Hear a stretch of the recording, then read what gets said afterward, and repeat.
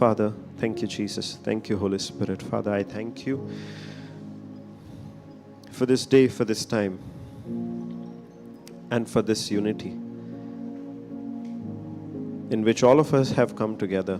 Your body, your children, your sons and your daughters have come together seeking you, seeking the knowledge of you, seeking the truth about you, seeking the truth about your grace and your love, your mercy, your forgiveness, your abundance for us. Father, I thank you that you have seen us and then you have called us. I thank you, Father, that you have drawn us near to you. Thank you that you have drawn us near to the knowledge of your love for us. And thank you, Father, that through each session, you are revealing the truth about your kingdom, about your plan for our salvation, about your purpose for each of us. Thank you, Father, that through this understanding, the chains that had held us broken, the chains that had held us are now broken. That now you're helping us renew our mind to who we really are, what our real identity is. Thank you, Holy Spirit, that you have been speaking to us, knowing the desires of our heart, knowing the questions that we have, knowing that area in which we were hungry for the word, in which we were seeking God with all our heart. Thank you, Holy Spirit, that you have revealed the love of our Heavenly Father for us. Thank you, Holy Spirit, that you're helping us each and every day to live in the newness of this life. Thank you, Holy Spirit, that you're helping us every day to live knowing that we are no more slaves, but we have been set free, forgiven completely. Thank you, Holy Spirit, that every day you are helping us to see ourselves the way God sees us, not the way the world wants us to see ourselves, but rather how God sees us. And in this, Father, thank you that you're helping us experience real freedom. Real freedom. And thank you, Father, for the blood of Jesus that earned this all for us, that paid the price for this.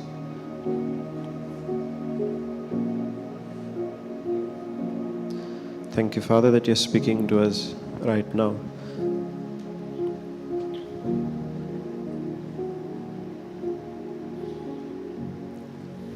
Thank you that you are teaching us, making this teaching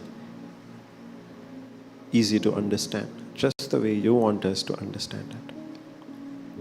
Thank you for making it simple for us, your children.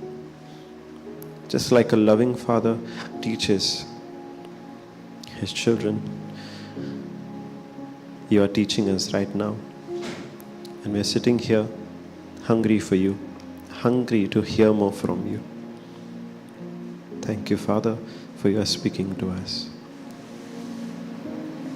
In the name of Jesus, I pray. Amen. Hallelujah. Praise Jesus. Thank you, Jesus. All right. So, in the previous session, we were reflecting on how do we know what really is our inheritance? How do we really know what God has promised us? And Sister was guiding us through the white book. If any of you don't have the white book and you want a copy of it, we have in English, we have it in Goan Konkani. Brother, we have in Hindi white books? Okay. We have in Hindi as well as Marathi. Okay. So you can ask us. Some are kept behind. So if you do want the white book, we have in Konkani as well. English, Konkani, Hindi and Marathi. If any of you want the white book, some are kept behind, so you can take. If you want more than one copy for yourself, maybe for a loved one, you can take that as well. Absolutely free of charge. Nobody's asking money for it, so you can take. And that is going to bless us abundantly. Because that white book is not just prayers. It's not a prayer book. It's not a prayer book. It is a book in which all of the promises of God for us are listed. And when we need to know the inheritance that we have in Jesus Christ, we can go to that white book and learn, meditate on those promises. I don't mean to say that the white book is a replacement or a substitute for the Bible. No. That white book cannot substitute or replace the Bible. It is only a guide to kind of help for us to know what our inheritance is and go to the Bible and learn more, learn deeper about that truth. Yeah. So do feel free to take the white books which are kept behind. All right. Praise Jesus. Yeah. Some more have also come. Praise Jesus. All right. Okay. What we'll do is, Baba will do that later. We'll do it after the session, okay?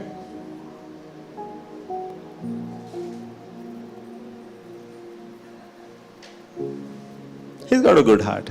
Praise Jesus. Yeah. So, we can look at the white books later. I just wanted to tell you that they are kept behind, okay? Now, we'll focus on what the Lord wants to teach us. Praise Jesus. Okay, so all these days we've been learning that we are saved by grace through faith. It's not just grace, but through faith. That grace is what God has done, and faith is a response to it. Faith is not what we do to get something from God, but faith is we doing something on the foundation that God has already done that for us. Yes. So God has forgiven us by grace. But the price still had to be paid. But that price was not paid by us. That price was paid by Jesus Christ. And when we believe in that price, which Jesus Christ paid,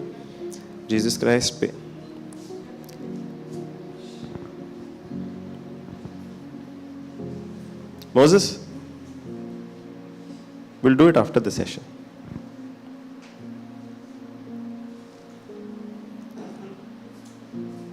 Praise Jesus. Hallelujah. Yeah, so the price was paid by Jesus, and we accept that price paid on our behalf, where He became our substitute. So that we don't have to be, because we did not have the capacity to pay the price. So He did not ask us, He did not wait for us to come to that level where we will be ready to pay the price. Because God knew that we will never be able to pay the price. Because the price was that high. And the law that He had given, the standard of living that He had given us, it was so high that none of us had the capacity to live up to that standard.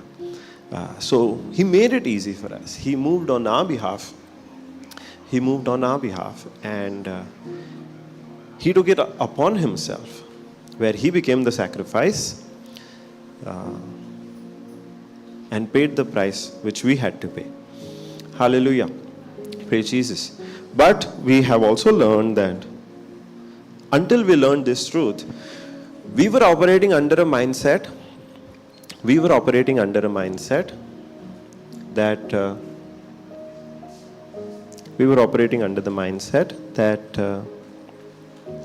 we have to fulfill the law, and according to that law, we will be justified. Yes or no? We will be we will have to fulfill the law, and according to that law, we would be justified. That was a wrong belief that we had, because we could never fulfill the law. We could never keep the whole law. Hallelujah. Praise Jesus. That's where Jesus came. Brother, take those books out. We'll keep them later. Take all.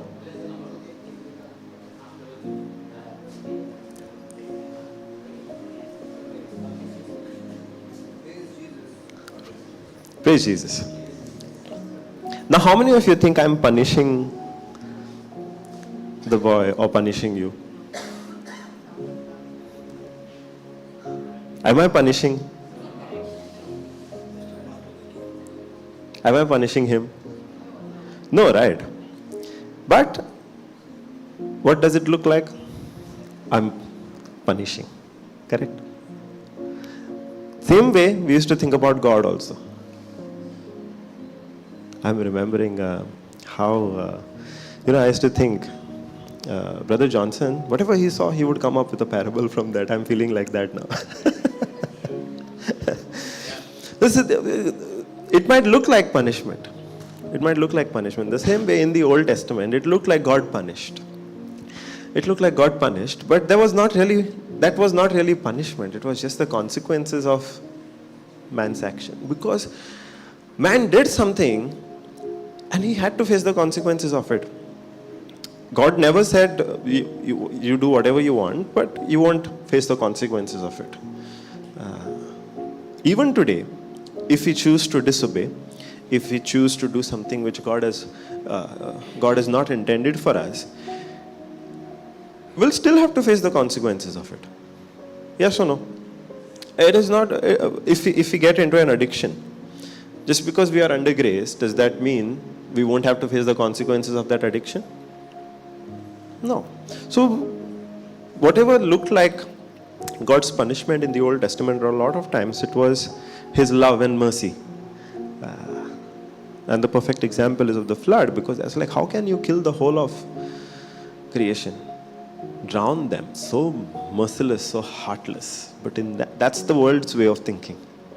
But if we actually understand, it was His mercy. Because if He had not done that, then sin would have multiplied so much. We had used the example of gangrene. It would have spread so much. It would have spread so much that there would be a point of no return. So God had to cut that limb at that time, so that His plan of salvation to save mankind would be put into action. And He needed somebody to cooperate like that.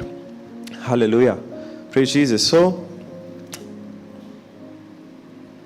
I thank God that He's been teaching us this. What looked like punishment. That He's not a God who's interested in punishing us. He is a God who's always been interested in saving us. He's a God who's always been interested in saving us. Never about punishing us. Because if He was so interested in punishing man because of their disobedience, then He would not have planned for their salvation even before He created them. God did not plan for salvation after Adam obeyed. He planned for salvation even before He created man. He knew that this man that I'm going to create, if at any point in time he disobeys me, I myself would have to go on earth and die. He thought this even before He created man. That shows His grace, that shows His mercy, that shows His love. And that shows that He's not interested in punishing. He's interested in saving. That even before anybody disobeyed, He had a plan ready. That if they disobey, if they fall, this is how I'm going to save them. And there was only one way to save. So God has always been interested in saving us. God has always been interested in saving us. He's always been interested in salvation, not punishment. Hallelujah. When I started reading the Old Testament from that lens, it made a completely different sense. It made a completely different sense. Because I was like, in one place, God is saying, don't commit murder. And then he only goes and murders so many people. In one place, he's saying, don't murder. And then David goes and murders somebody. And God says, David is after my own heart. What is this? It feels like God is not... God has forgotten what he himself has said, or sometimes he follows that, sometimes he does not. Sometimes for special people, it's okay if you murder. Yeah, looks like God is partial. David murder, no problem, forgiven. Made king. Cain murdered, punished. It looked like that. But when I read it from the lens that no, God did whatever he did so that the plan of salvation could come into effect, then it made sense. Otherwise, he was like, don't marry somebody from outside your caste. I'm like, God follows caste? Don't marry somebody from outside your tribe. I'm like, why is God doing that? But when I read it from the lens that so that the line of Jesus could be protected, it made a different sense. Now, why had the line of Jesus to be protected? For the plan of salvation. For the plan of salvation. So, when we read the Old Testament from that lens, from the lens of grace, we see that God loves us so much. Each and every one of us. He's not a punishing God. He's not a strict God. He might appear strict, but behind that there is love. He might appear strict, but behind that there is love. Those of you who are parents, you might be strict with your child, but behind that also is not the intention to punish the child, is it? If you are strict with your child, it's love. It's love. The intention is never to punish the child. Hallelujah. God is just like that. God is just like that. So when he gave the law, it looked like God is so strict that he's saying you have to keep all of these commandments. Not just the 10 which were the summary, the other ones, 600 plus commandments. If you keep all these, or if you don't keep all of these, then you'll be under a curse. It looked like God is punishing with a curse. If you don't keep all the commandments, it looked like God said, you will be punished with a curse. It looked like that. Hallelujah. You remember how some years ago, everybody was being sent to boarding school. Anybody studied in boarding school?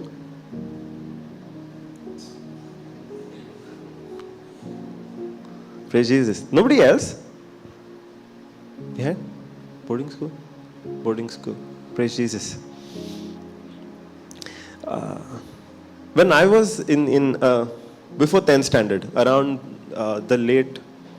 around 2007, 8, 9, 10, around those years, I saw everybody being sent to boarding school. You yourself would have had friends from your locality, community going to boarding school.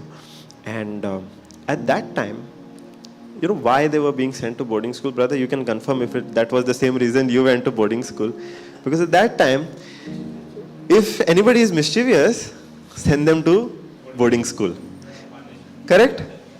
If anybody is mischievous, send them to boarding school. I had a few friends who were sent to boarding school. I don't know whether my mother anytime thought about sending me to boarding school, but she didn't. She didn't send me. So it looked like whoever was mischievous, the thought was send them to boarding school. Praise Jesus. Now, I said, if you remember, because now I don't see it happen often. Has it reduced? People going to boarding school? So now children don't even listen to that also, boarding school. Praise Jesus. Thank you, Jesus. So the idea was, if they are misbehaving, if they are not listening, if they are not studying, at home, we send them to the boarding school, because over there, it's a very strict environment. And they will be disciplined over there. They will be disciplined over there. And they will learn to obey. They will learn. Over there they have to do everything, right? Here Mama Dada is doing everything. Over there they will have no choice but to learn to do everything on their own. So they will learn discipline. God also did something like this, He sent us to boarding school.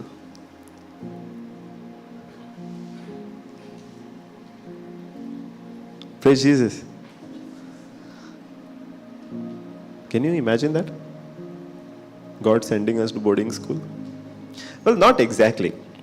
Not exactly. Why I'm talking about this is because the law which was given in the Old Testament, it was something like this, where mankind was doing whatever it wanted.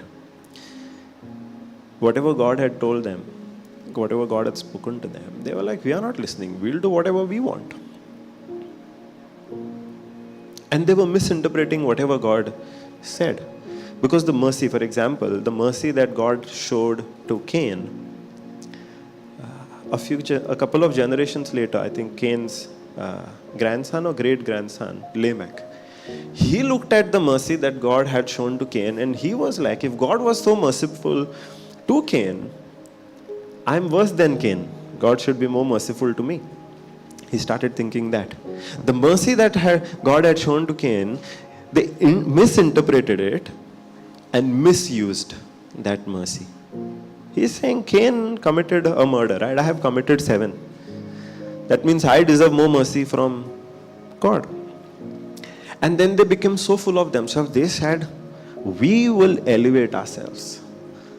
We will make ourselves higher than everybody else. And that's when they started building that tower. Not for God's glory, but for their own glory. They said, we will build this and we will reach the heavens. They started doing everything to elevate themselves. And then sin went on multiplying and multiplying and multiplying. And that's when God had to stop that gangrene which was spreading. But after that also, Noah, which was considered righteous, after the flood, even Noah fell. Even Noah did something which the Lord had never intended him to do. The Lord never wanted him to do. So he also fell. Again, that sin got a hold on mankind. Again, that sin got a hold on mankind. And the Lord again started searching for somebody to cooperate with him. The Lord started searching for somebody to agree with him so that that plan of salvation could still come into effect. Because for everything he needs man, right? Everything he needs man, because the heaven is, we learn this, the heaven belongs to God and the earth belongs to man. So God on his own cannot come and interfere in the matters of the earth. He has to have somebody on earth cooperating with him, agreeing with him. Otherwise it would be like, I am coming to your house and cutting your trees and planting my trees in its place. interfering in your garden, interfering in your kitchen, would that be right? No. Over your house, you have dominion. Your house is yours. I cannot come and do whatever I want in your house. If I have to do something, I need to have your cooperation. Correct? If I have to come and change something in your kitchen, put new tiles, for example, I need your cooperation, right? Is it not? On my own, I cannot do it. The same way, for God to do anything on earth, He needs man's cooperation, even if it is to save man. Even if it is to save man. Now let's say in your house, there is a problem of pests. And it's just terrible. It's just terrible. Can I come and do pest control in your house on my own? But you need it. No matter how much you need that pest control, I cannot simply come and do pest control on my own unless you cooperate. You need that pest control in your house. It's urgent because the pest is just spreading at a very rapid pace. It's destroying everything, and if it's not put in control, it's going to destroy the whole house. It's going to eat up the whole house. No matter how much I see it happening, I still need your cooperation to come and do pest control. Correct? If you don't agree, I cannot do. Only when you agree, I can come and do that pest control. Because that house belongs to you. The same way it was with God. Man had a problem. But even though God was seeing man destroy himself, He could not come and do anything on his own unless man first agreed.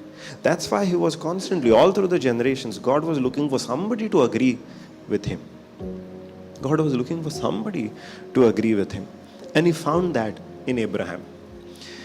He found that in Abraham. Give me water. He found that in Abraham, where Abraham believed God. Not that Abraham was perfect, not that Abraham lived the most holy life. He also made mistakes. But to his credit, Abraham believed God. And that's the only thing God was looking for somebody to believe with Him. He did not want the most perfect person. He wanted a person who would cooperate with Him. He wanted a person who would agree with Him, even though that person might be imperfect. And God would teach that person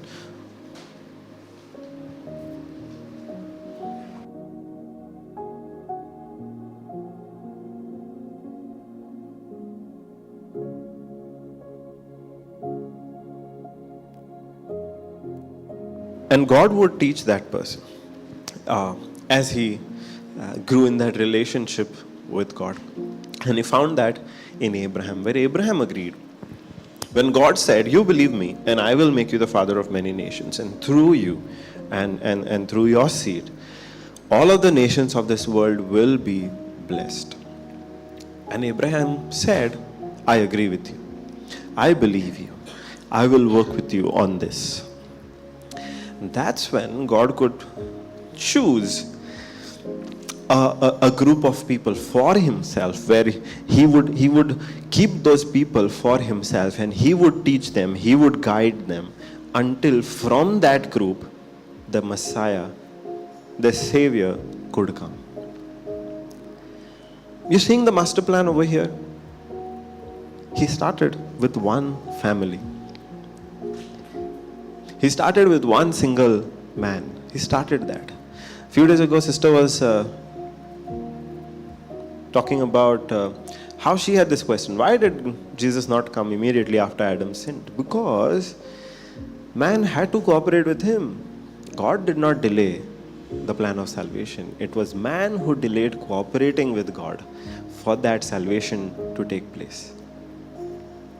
Now, with that understanding, we start seeing the plan, the Bible, from a different lens. Praise Jesus. Thank you, Jesus. So, God found that in Abraham to cooperate with Him. Abraham was not perfect. He made mistakes. Abraham's son Isaac was not perfect. He also made mistakes. The generations after that, they were not perfect. They made mistakes. But they were still God's chosen people. They were still God's chosen people. Not because they lived the most perfect life, but because of the promise that God had made to their father, Abraham. They were the chosen people not because they lived the most perfect, most holy life. They were the chosen people because of the promise God had made to their father, Abraham. Hallelujah. So generations after generations, the same thing happened. And then there came a point where this chosen people were enslaved in Egypt. And they were there for 430 years. This also, God had spoken to Abraham. God had told Abraham that this is going to happen. They are going to be in slavery for 400 years. But they ended up to be in slavery for 430 years. There is a reason for that. Someday we'll get into that in one of the sessions. But God made a plan to bring them out of slavery, just as He had promised to Abraham. God had already promised to Abraham that He would bring them out, and He had a plan for that. So He chose Moses. And Moses also had to cooperate with God. If that chosen people would come out of slavery, and Moses cooperated with God, and they came to the wilderness, and that's where God gave this chosen people the law. God gave this chosen people the law.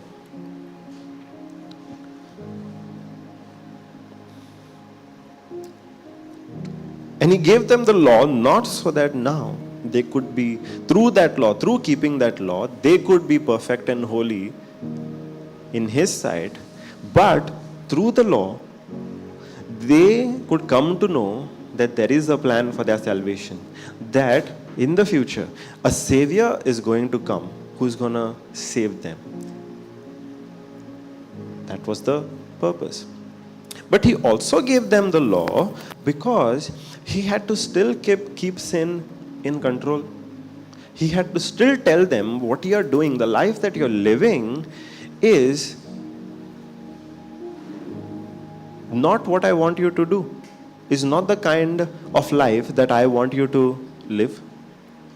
So the law told them, showed them that their actions are wrong. The law showed them that their actions are wrong, that whatever they are doing, basically they are causing a mischief.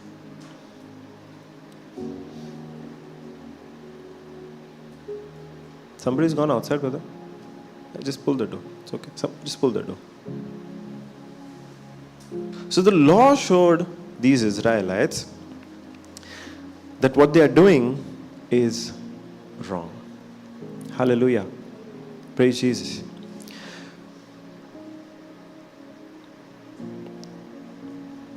And that's, in a way, the previous example that I was talking about, where we send children to be disciplined. We send children to the boarding school to be disciplined. We have that expectation that over there, there is somebody to discipline them. And what idea we have that the mischief that they were causing, where they were refusing to obey, refusing to behave first, now under this disciplinarian, which is there at the boarding school, they would change their actions. That's the expectation that we have when we send our children to the boarding school, that there is somebody over there who will guide them, who will restrict, who will enforce certain rules, in which our child is going to learn to behave. Something like this happened with the law, where when people saw the law, they came to know what we are doing is not right. Is not right. So they could look at the law and say, okay, we'll choose not to do it. Will not murder because the law says do not murder. Will not steal because the law says do not steal. It's a different thing that they did not have that power within themselves to resist. But they still had the law to which they could see and say, okay, I will not murder. I will not steal. Hallelujah. Praise Jesus. And this is something that Paul is explaining to the Galatians and to us. That the law acted like a disciplinarian. That the law acted like a disciplinarian. I'll read it from Galatians chapter 3, verse 22. Verse 22. AMP.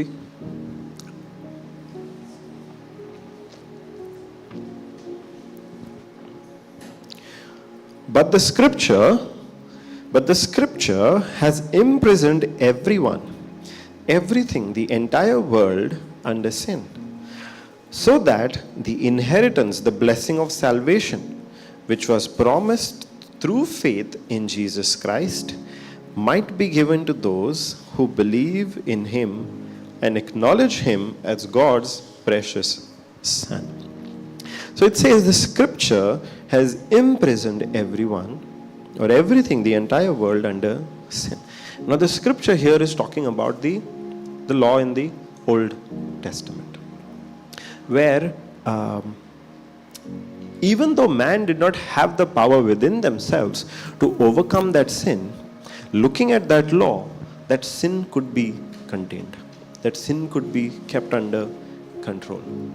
It did not give man the power to overcome that sin because the fault was with the root, the fault was with the nature. Because the nature was sinful, man did not have the power to overcome sin. But still, looking at the law, they could say, I'm not going to murder. I'm not going to steal. Now, they could not be saved just because they kept that law, because the root had to be dealt with. The actions come second. The root had to be dealt with.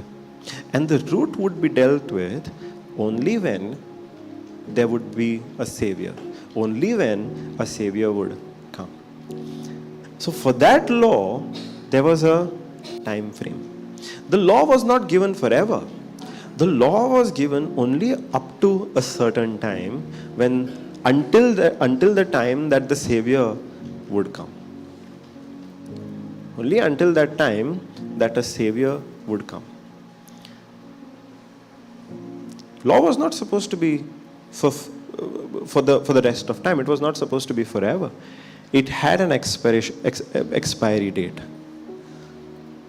It was only supposed to be there till Jesus came. Because what was the law pointing to? A Savior. The law was pointing to a Savior, the Messiah, Christ Jesus. Why? Because it was pointing to the Messiah to show us that nobody could be justified by keeping the law except by believing in Jesus Christ. Nobody would be justified by keeping the law, but everybody who believed in that Messiah would be justified.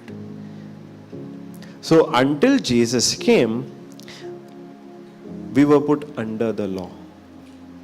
Until we would reach that time of maturity where Jesus would come, and then Jesus would be our substitute, and then Jesus would set us free. Until that time, we were kept under that law. And that's what the scripture says. The scripture had imprisoned us under sin, so that the inheritance, the blessing of salvation, which was promised through the Messiah. What was the law pointing to? The Messiah. What was salvation? How would salvation come? Through the Messiah. until that Messiah came, that salvation, the promise, the blessing of salvation, which was promised through faith in Jesus Christ, might be given to those who believe in him and acknowledge him as God's precious Son. Now before faith came, the next scripture, it says, now before faith came, we were kept in custody under the law, perpetually imprisoned, in preparation for the faith that was destined to be revealed. Now, before faith came, we were kept in custody under the law.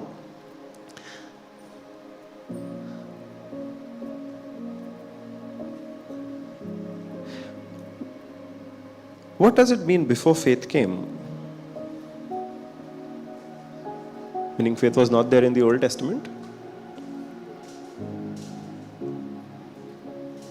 Covered, protected.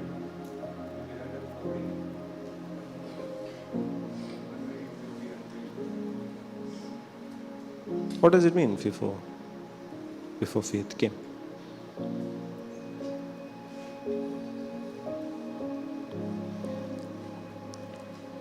What it means is, before faith came, means is faith in the Messiah.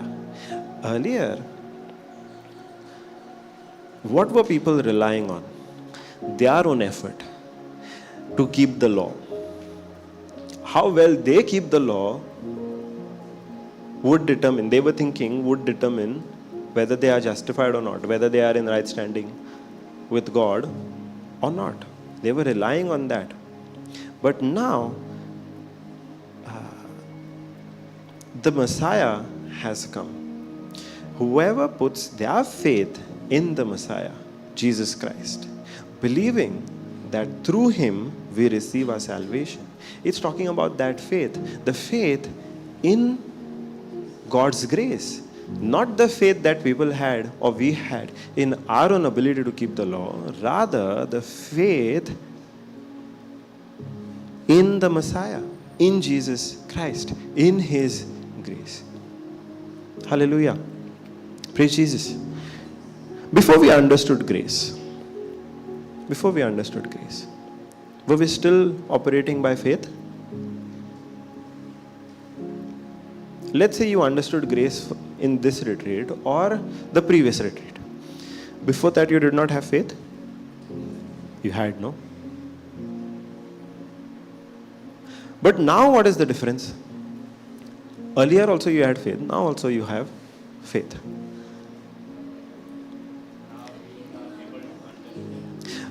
The faith earlier, or the faith without the understanding of grace, that faith was faith in our ability. That if we do this, then we would get so and so. If we confess, then we would get that blessing. If we pray in tongues, then we would get something else. The faith was in our ability, but that's not faith at all. But with the understanding of grace, now that faith becomes faith in what God has done. Now if we are doing confession, we are doing that confession believing that God has already done that. If we are praying in tongues, now we are praying in tongues because we are tapping into God's ability. Now the focus has changed. Now the root, the foundation of that faith has changed. Where earlier we were thinking we were operating by faith, but it was faith in our ability, our effort, how perfect we were. But now, when we understood grace, the faith that we have is placed in the grace of God, on the grace of God. Now that faith is based on what God has already done for us. Hallelujah. You seeing the difference? Praise Jesus. So until that faith could come, the faith in his grace, the faith in what Jesus has done, we were kept under custody. Custody of what? The law. Just like the child is kept, does the child live in the boarding all his life? Surely not, because otherwise we would not have seen brother here. Praise Jesus. The child does not live in the boarding all his life, right? He's there up to a certain time. After that, the child leaves the boarding. In our way of thinking, in the worldly way of thinking, once the child has learned discipline, or once the child has reached an age of maturity where they are able to decide what is right, what is wrong, that's when the child leaves the boarding. That's when the parent says, okay, now you're ready to come out of the boarding and go to another school or another college. That's what this scripture is talking about. Unless we could reach that place where we could be treated like adults, where we could be given the power to resist sin, which is the power of the Holy Spirit inside of us, and the power which is there in our renewed spirit. Until that point, we were kept in custody of the law. Law was never meant to be there forever. It was meant to be only until Jesus came. Because in Romans 10:4 we say Jesus is the end of the law. Jesus is the fulfillment of the law. Hallelujah. Praise Jesus. Thank you, Jesus. Because we were kept under that custody. If you go to verse 24, it tells us the reason.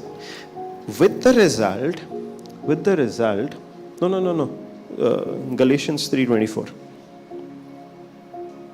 With the result that the law has become a tutor and a disciplinarian to guide us to Christ, so that we may be justified, that is, declared free of the guilt of sin and its penalty, and placed in right standing with God by faith. You know this scripture by heart? Yes? All the time she's looking at me and speaking the scripture. I'm like, if she's not looking at it, how does she know? Praise Jesus.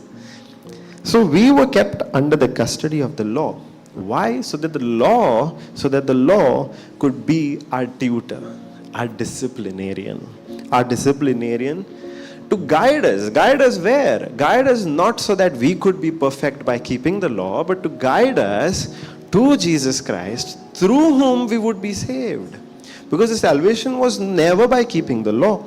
The salvation was always meant to be given as a gift and received by faith. So the law, we were kept in that custody of the law because the law was supposed to act as a disciplinarian for us till that time that Jesus came. And we would receive that salvation, we would receive that right standing with God by placing in that Jesus Christ, in that Savior, in that Messiah to which the law pointed to. Hallelujah. Thank you, Jesus. Praise you, Jesus. If we read further, it says, but now, faith has come. We are no longer under the control and authority of a tutor and disciplinarian. Now that we have reached that point where Christ has come and Christ has died, Christ has paid the price for our sins. And not just that, he has been raised back to life so that the life that he had, we would have. The power that he had, we would have. The Spirit of God that he had, we would have. Now that we have reached that stage, now we are no more under the law. Because the law and its purpose has been fulfilled in Jesus Christ. The law which was meant to discipline us has now reached that maturity, and its purpose has been fulfilled in Jesus Christ. Why we did not have the ability to overcome sin or resist sin in the Old Testament or before being born again? Why we did not have that? Why we did not have the power? Because our spirit was corrupted with the sin nature. Our spirit was corrupted with that sin nature. So we did not have the power. But now Christ did not have the same problem. The spirit of Christ was not corrupted. Because he was not born with that corruptible seed. He was born without sin. So he did not have the sin nature. And that's why he could keep the law. That's why Christ could keep the law perfectly. And that's why he could fulfill the law. Now that he has died, he has risen, we receive what he had, which is the Spirit of God. The Spirit of God in us right now. So now we have reached that maturity that we no longer have to be under a custodian, where we no longer have to be under a disciplinarian. Once the child reaches that age where they know to make the right decision, they are not still kept in custody, correct? Now a small child, when the mother or the father takes them out, as they are walking, they hold the child's hand, correct? You have your mother, brother? You have your mother? Is she here or with the Lord? Okay. When you grew up, after 10 years, did your mother still hold your hand when you were walking? Why not?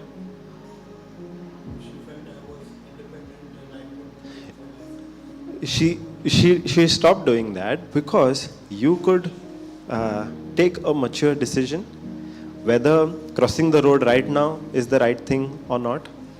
Yes? If our earthly mothers realize that, don't you think God operates with us in the same way? Hallelujah. Praise Jesus. Because now we all have reached a stage where we have been given the power to take the right decision. To take the right decision. Our parents want us to look on both the sides of the road when we are crossing. The child does not understand that.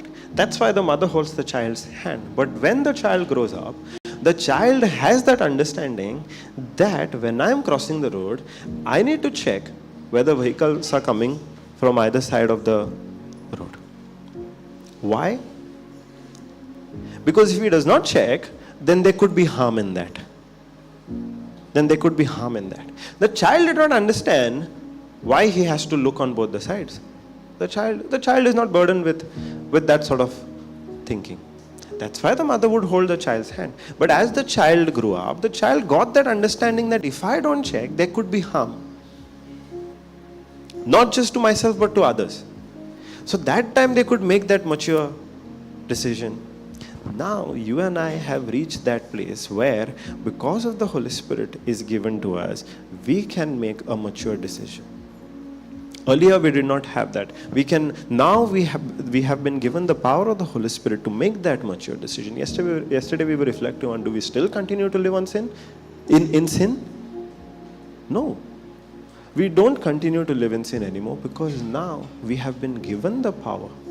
In our spirit, we have died to that sin nature, that nature which pushed us into sin. We have reached that stage of maturity. So now that faith has come, faith in what? Faith in grace, not faith in our own actions. Faith in grace, faith in the Messiah, faith in Jesus Christ. Now that faith has come and we have received the understanding of that, we are no longer under that disciplinarian. We are no longer under that custody. Praise Jesus. Thank you, Jesus.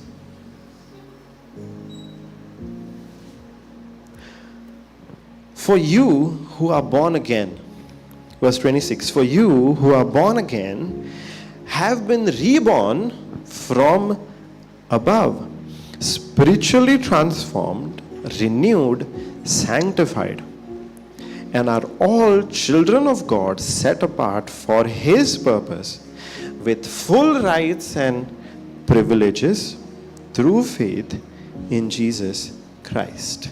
Hallelujah. Thank you, Jesus. For those of us now who are born again, we have been born from above. This is what Jesus had spoken to Nicodemus. Unless somebody is born from above, unless somebody is born again, they cannot enter heaven. Here Paul is saying, all of you who are born again, born from above. What does that mean? Somebody who is spiritually transformed, renewed, and sanctified. Spiritually transformed, that means that we are transformed in our spirit, we are renewed in our spirit, and we are sanctified in our spirit. We are all children of God, set apart for His purpose, with full rights and privileges through faith in Jesus Christ. Are full rights and privileges given to a child? Are full rights and privileges given to a child? Can the child execute contracts? Can a child get into contracts? No, right? Can a child buy properties? No, right? Can a child buy a car? Forget buying, they can't even drive a car. They're not even allowed. Yes? Why not? Why they are not given that right and that privilege? Because they don't have that maturity. They don't have that maturity. But once the child reaches that age, which we have defined as that age of maturity, after that, can anybody stop them? Not even their parents can stop them, right? If the child decides, I want to buy a house, he does not need once they have reached that age of maturity, he does not need the parents' permission. That child can go and buy one house. He can buy 10 houses on his own. He can buy 10 cars on his own. Why? Because now the child has reached that age of maturity. Here what Paul is saying is, now that we have been reborn, we have been given full rights and privileges. Based on what? Will come to that. But now the decisions we make, we are not making those decisions out of fear. Now we are making those decisions out of maturity. Earlier, if I was deciding, as long as I was under the law, if I was deciding not to murder somebody, why was I doing it? Because the law said so. Because the law said if you commit murder, you have to pay the price. So I was doing out of fear of that consequence. I was not committing murder out of the fear of God that if I commit murder, I would have to pay the price. That's what I was doing as long as I was under the law, because I did not have that maturity. But now that we have been born again, we have that maturity in our spirit. And if I'm today saying I'm not going to commit murder, it's because I know that it's the right thing to do. Earlier, if I was not stealing, it was out of fear that God would be angry with me, that I would have to face punishment and its consequences.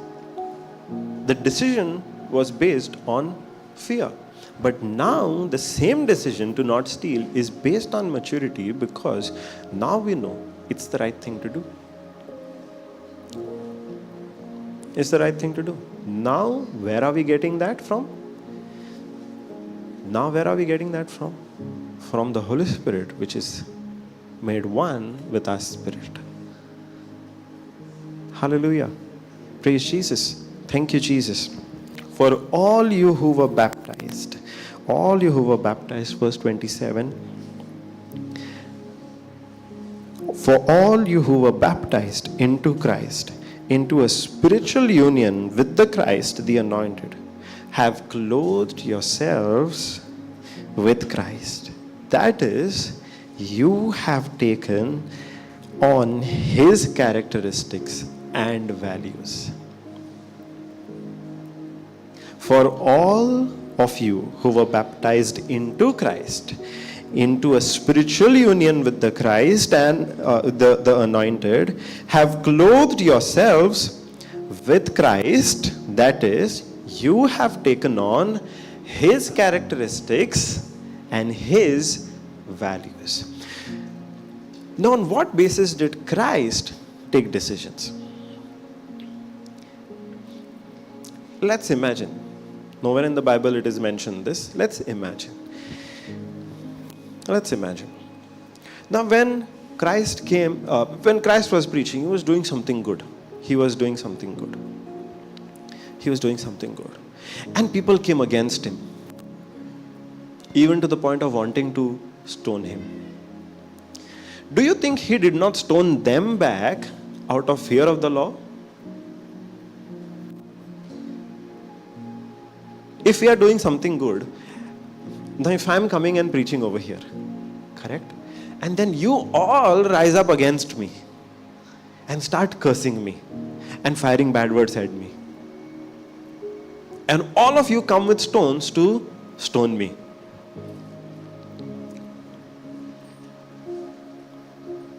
Imagine Christ was in that position. You all are ready to stone me, and you even throw a few stones. You think Christ took the decision to not stone you back or not stone those people back because he was fearful that under the law he would be punished? Or did he take that decision because he had the maturity to focus on God's purpose for him? At that time, he had the maturity to focus on what does God want me to do in this situation. What do you think drove his decision? Fear or that maturity of knowing God's will? Hallelujah. Praise Jesus. Here Paul is saying us, you and I today have the same characteristics and the values of Christ. When we recognize that, do we take our decisions still based on fear or based on the values and characteristics of Christ that we have inside of us, which tells us what God's will for us is? We talk about the mind of Christ, right? We talk about the mind of Christ.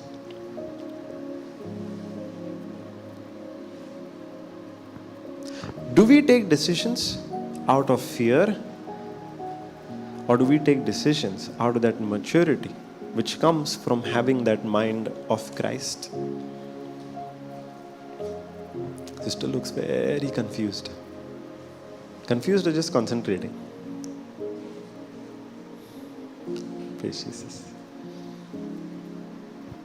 Here Paul is saying, now you are no longer in custody. Is Christ under the custody of the law? Or did the law end with him? The law ended with him. Christ is no longer under the custody. Now you and I, who believe in Christ Jesus and accept him, have put our faith in him, we have taken on the same characteristics and the same values that Christ had. The same values that Christ had. That's why we no longer need to be under that disciplinarian, because we have reached an age of maturity. Not the physical age, but that we have reached that point of maturity where our decisions are no longer based on fear of the law, but rather knowing what God's will is and having that heart to fulfill that will. We don't obey God because if you don't obey, he's going to punish us. That's not the reason to obey God anymore. If we are keeping, if we are walking in the right path, it's not because otherwise God is going to punish us. If we are walking on the right path, it's because we know that that is the will of God for us. It is the will of our Father for us. Why did Christ have compassion for everybody? Is it because the law told him, love everybody? Or is it because he had the nature of God within him which loved everybody? Why did Christ do that? Did he do that because of the law, or because he knew the will of God? He knew the heart of God. Understanding? It's the same with you and I today who are born again. We don't do the right thing because the law is demanding us to do the right thing. We do the right thing because we know it is God's will for us. It is no longer out of fear, it is now out of love. Hallelujah. Praise Jesus. Thank you, Jesus. Okay, now let's go to the 4th chapter. This boarding example which we were reflecting on, Paul himself uses that example. Maybe boardings were there in around his time also. Now what I mean when I talk about children and their guardians is this. As long as the heir is a child, he does not differ at all from a slave, even though he is the future owner and master of all the estate. Like I said earlier, even if is the child given full rights and privileges? No. Okay. Now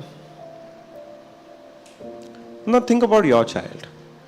They're still underage. Underage, the physical age of, the worldly age of maturity. Okay, for girls 18, right? And boys 21. Let's consider that age. If they are under that, can they go and sell your property?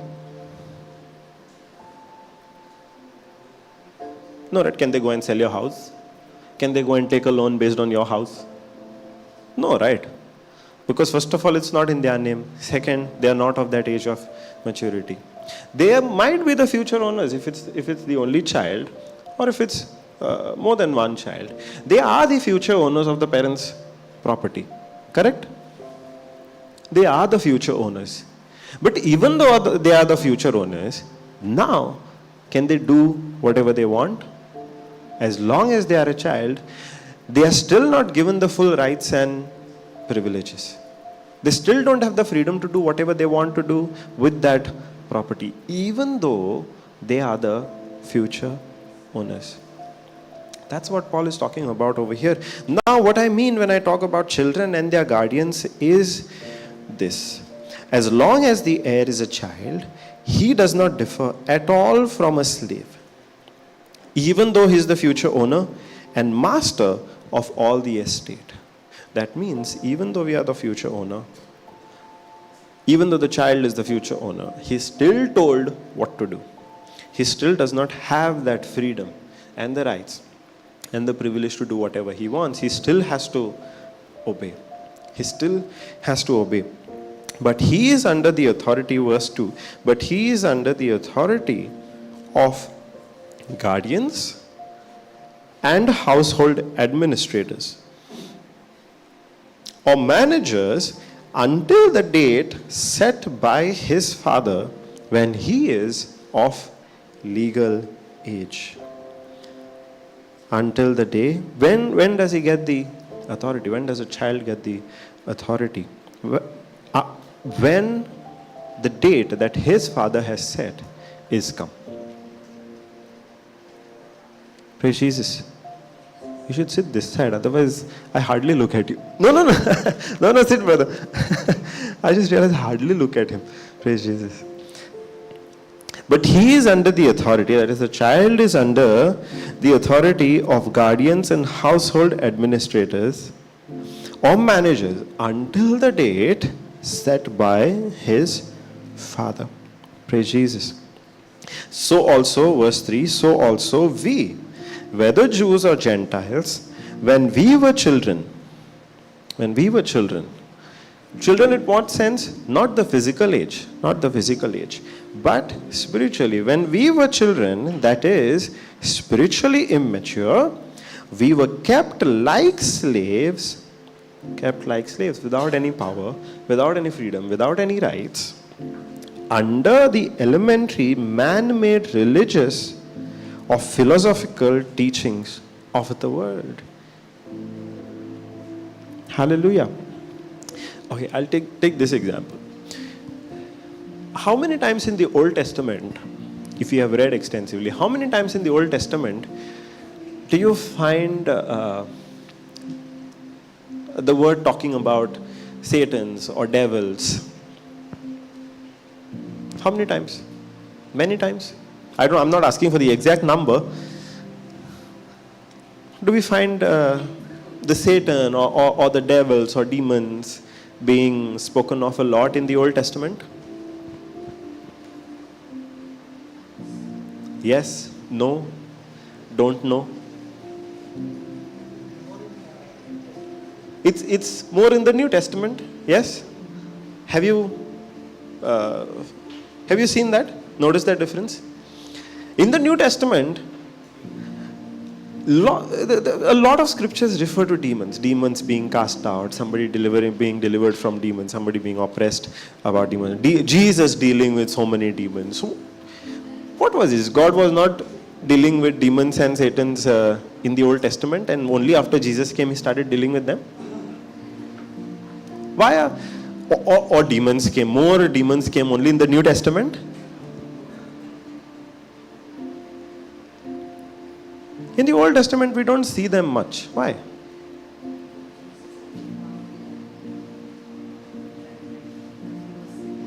Okay.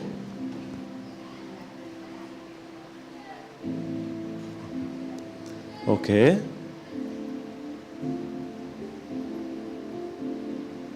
Praise Jesus.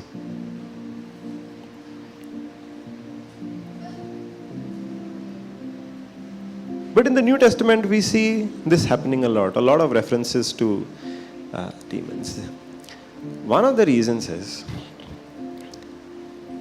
until Jesus came, and until man had the Holy Spirit, man did not have the power to deal with demons. Man did not have the power to deal with demons. The people who lived before Christ, they did not have the power to deal with demons. They did not have the authority to command demons. They did not have the authority. So there were limitations. If God had to reveal to them so many demons are there, they are attacking you in this way and that way, and they were not given the power to power over the demons, what would they do? Get into more fear. In fact, then the demons would oppress them even more than what they were doing. It's not that demons were not active in the Old Testament. They were, because Satan used the very law to incite more sin, to provoke more sin. Because in the Old Testament, what was everybody dependent on? Their own self-effort. Everybody was dependent on their performance because Jesus had not come. They were thinking they could be justified by their performance. But as long as we are focused on our own performance, Satan can use that against us. To put us into a further trap of sin. And after that, guilt and condemnation. Why did the sin go on multiplying? It's because nobody had the power. People did not have the power to resist the devil at that time. But now in the Old Testament, we are taught, resist the devil. Now in the Old Testament, God is asking us to resist the devil. Surely He has given us the power to resist the devil. Surely He has given us the power to resist the devil, which the Old Testament people did not have. That's what this scripture is talking about. So also we, whether Jews or Gentiles, when we were children, spiritually immature, were kept like slaves under the elementary, man-made religious or philosophical teachings of this world. Where did those teachings come from? Where did that philosophy? Yesterday we were learning about philosophy. Philosophy is that lens through which we see everything. And if it's not the lens of the Word of God, if it's another lens, where did it come from? It was man-made. But behind that, there is an influence of an enemy which wants to take us away from God. Even if it's man-made, behind it there is an influence of an enemy who wants us to go away from God. And until Jesus came, we did not have the power. Until now, before we experienced Jesus as our Lord, God and Savior, we too did not have the power. That power comes through the Holy Spirit. That power comes through the Holy Spirit. Verse 4. But when, in God's plan, the proper time had fully come, God sent His Son, born of a woman, born under the regulations of the law, so that He might redeem and liberate those who were under the law, that we who believe might be adopted as sons, as God's children with all rights, as fully grown members of a family. Hallelujah. Now you see the change happening. As long as we were under the law, we were under custody. We did not have all full rights because we did not have the maturity. But now, when, verse 4, but when in God's plan the proper time had fully come, God sent His Son, born of a woman, born under the regulations of the law, so that He might redeem and liberate those who were under the law, that we who believe might be adopted as sons, as God's children, with all rights, as fully grown members of a family. Hallelujah. Praise Jesus. You know why it is possible today? Why it is possible today that we have full rights and privileges as fully grown members of God's family? Why we have reached that stage of maturity?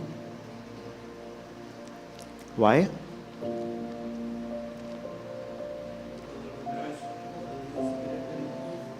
Because of the new spirit in us. And not just that, because the Holy Spirit is now united with our spirit. Because our spirit and God's spirit is one. That's what gives us the power.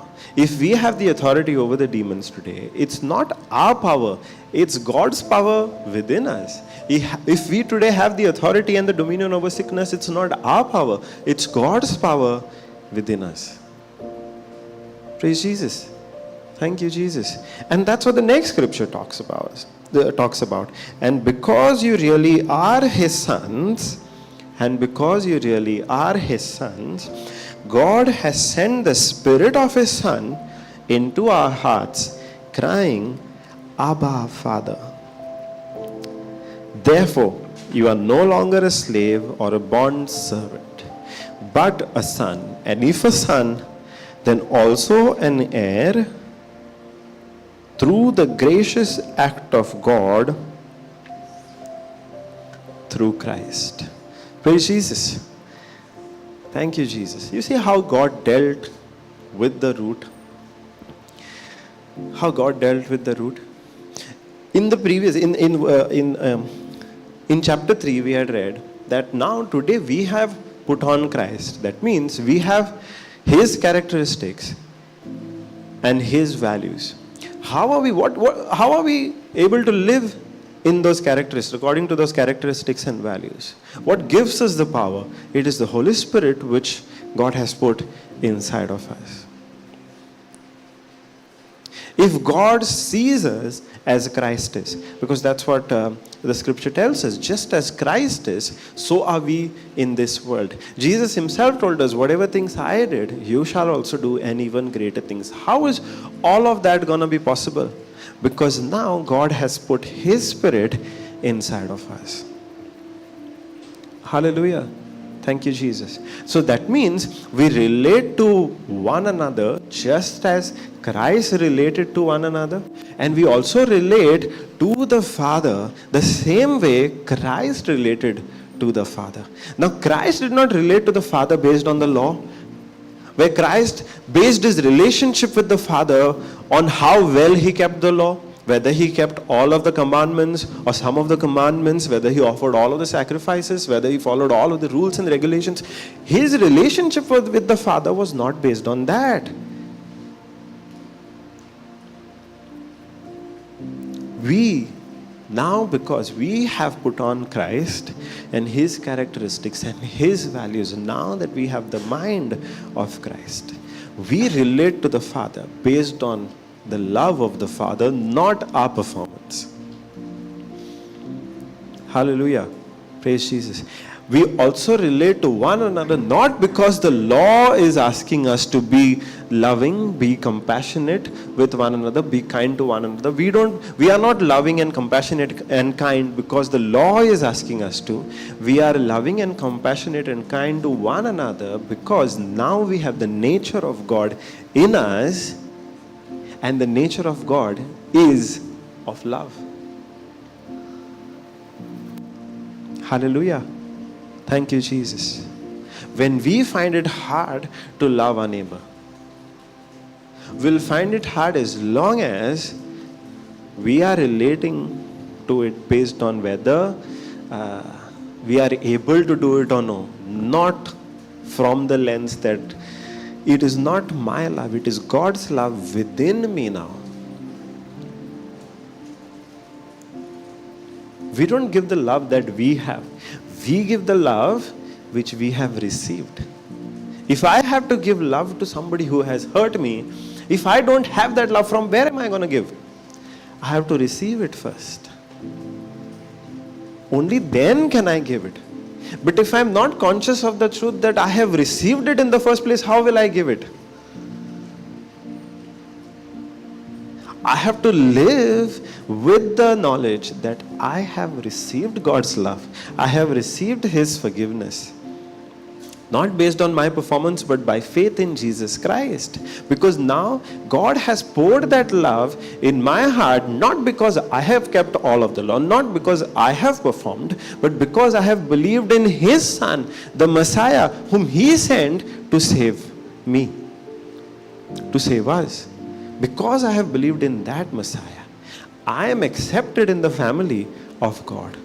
As not as a servant, but rather as an heir, as a joint heir with Christ. Whatever is of Christ is mine also in God's family. Why? Because I have believed in Christ. Hallelujah. Praise Jesus. Thank you, Jesus. This is what empowers us. This is what empowers us.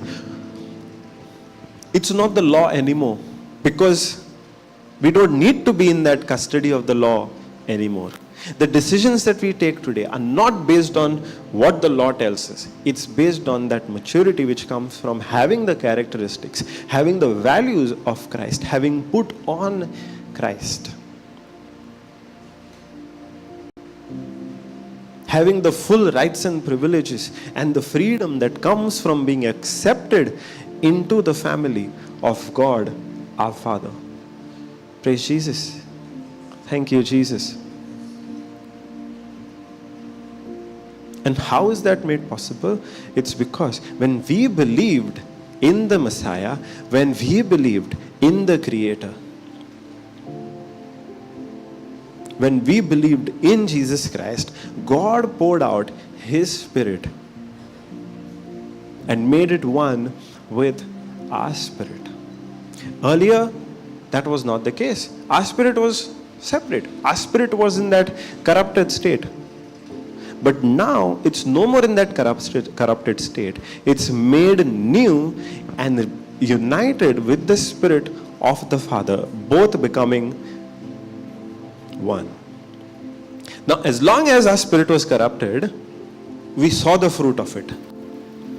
We saw the fruit of it. Because that corrupt nature resulted in an action. That corrupt nature resulted in an action. The same way, now the renewed spirit also will produce a fruit.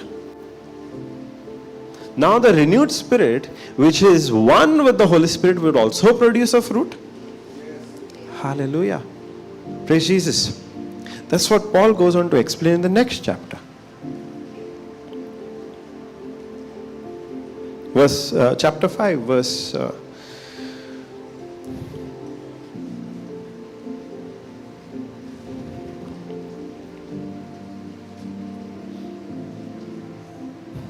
19. Verse 19. Now the practices of the sinful nature are clearly evident.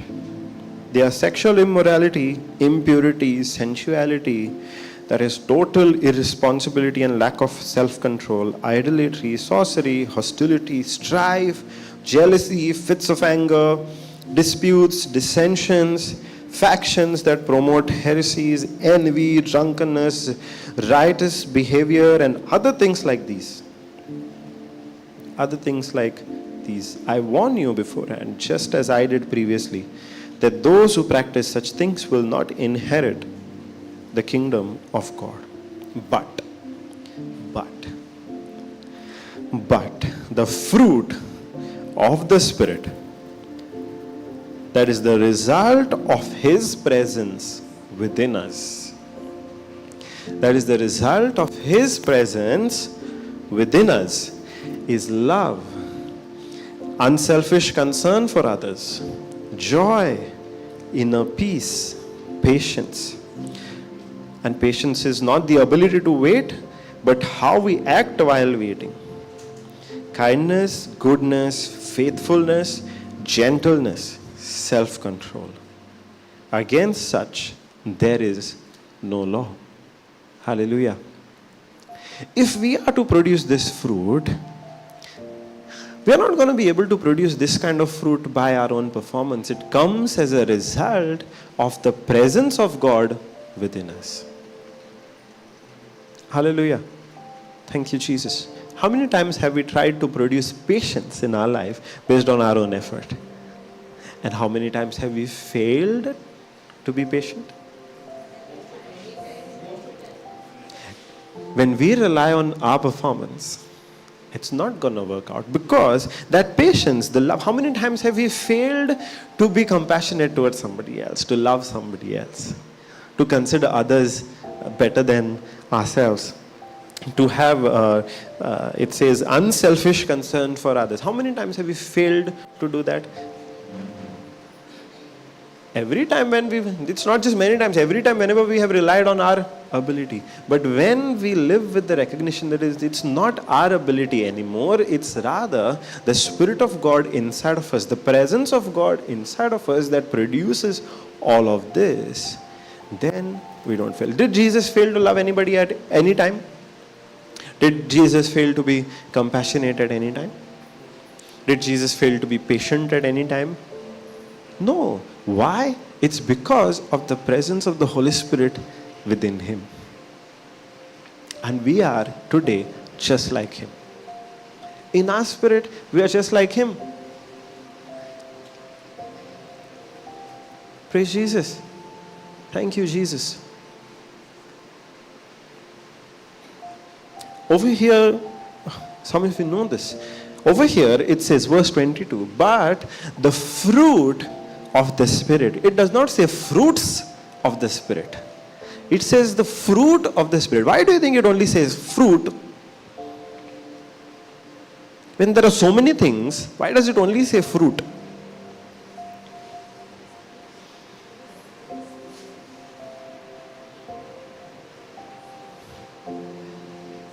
It's like sin and sins.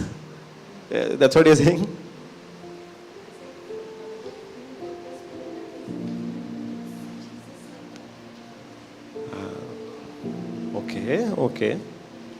What else? What else do you think? Why is it fruit and not fruits?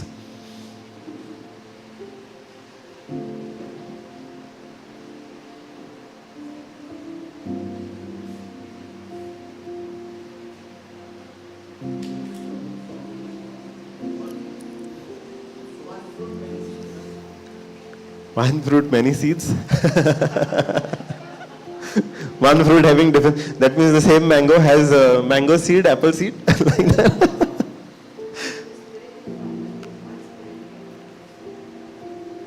Because it's the singles. It's fruit because they are not produced separately. They are produced all at once.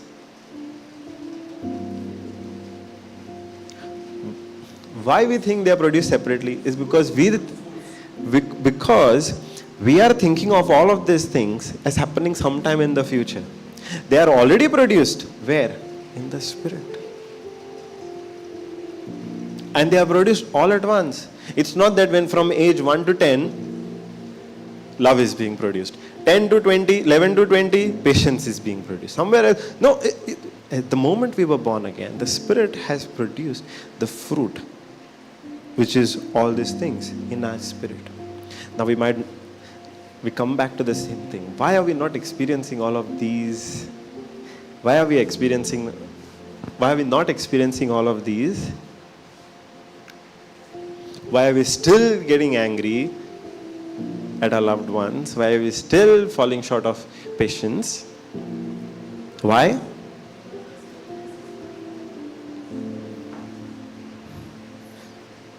Why?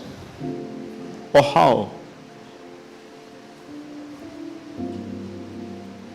Why are we still not seeing all of the joy and the patience and the gentleness, self-control, kindness, goodness, faithfulness? Why are we not seeing it?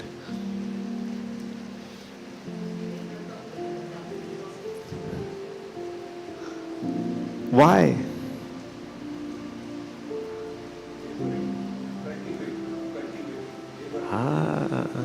Say that. Praise Jesus.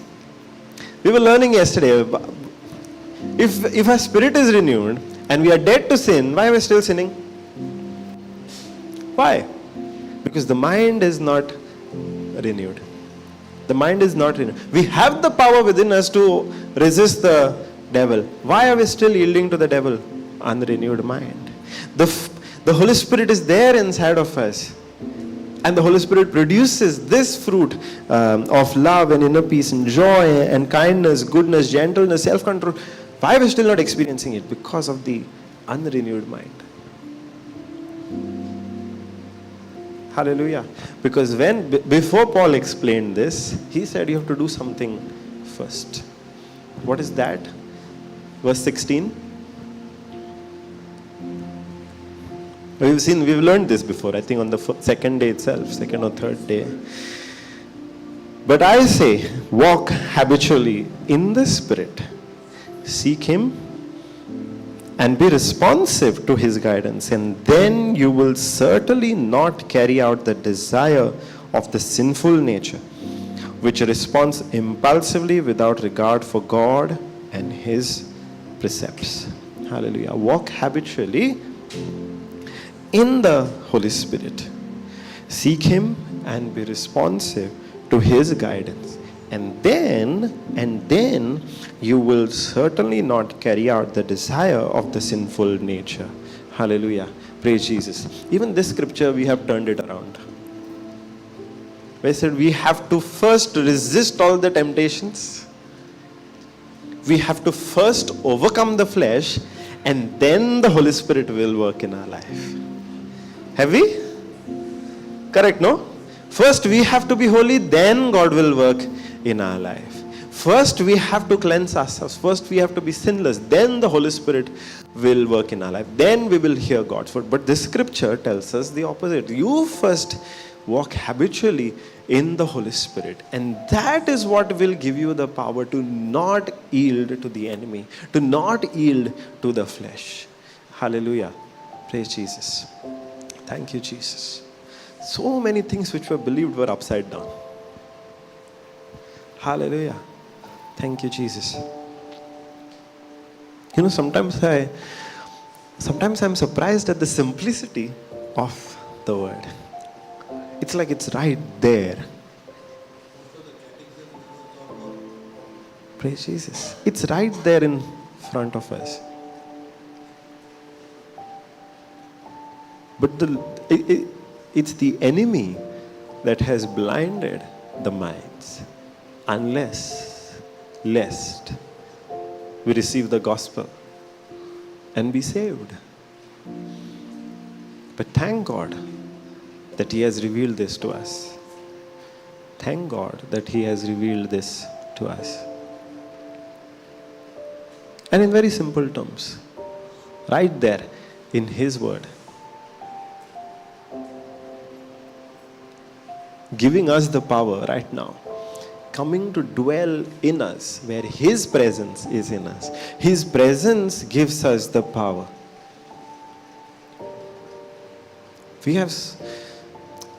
All this while we have sought His presence outside of us. He's right here. We have sought His presence in the skies, not knowing He's here.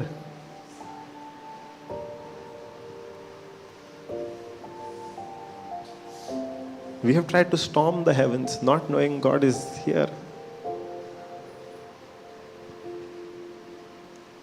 That's who our God is. That is His grace. Thank God that He has made it so simple for us to understand.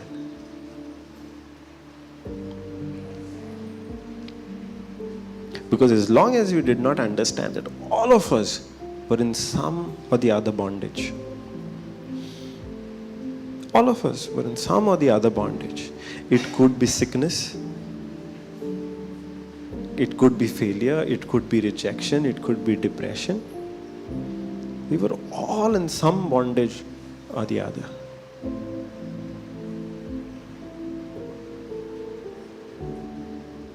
And the freedom from all those bondages is not somewhere else. It's right here. It's right here. All freedom is right here because God is not somewhere else. God is right here. Within us, inside of us, one with us. Praise Jesus. That is who our God is. And when we renew our mind to that, then that freedom which is right here does not take time to come out.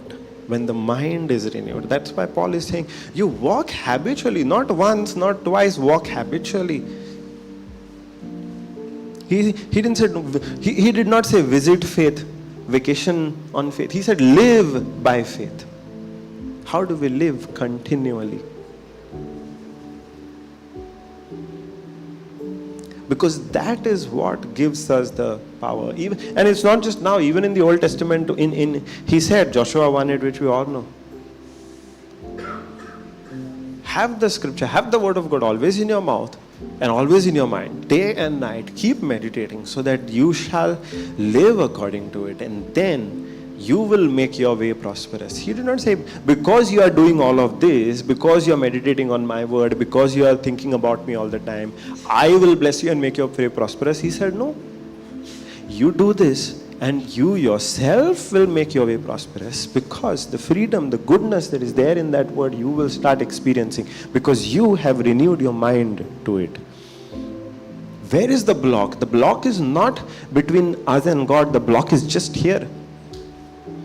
That unrenewed mind.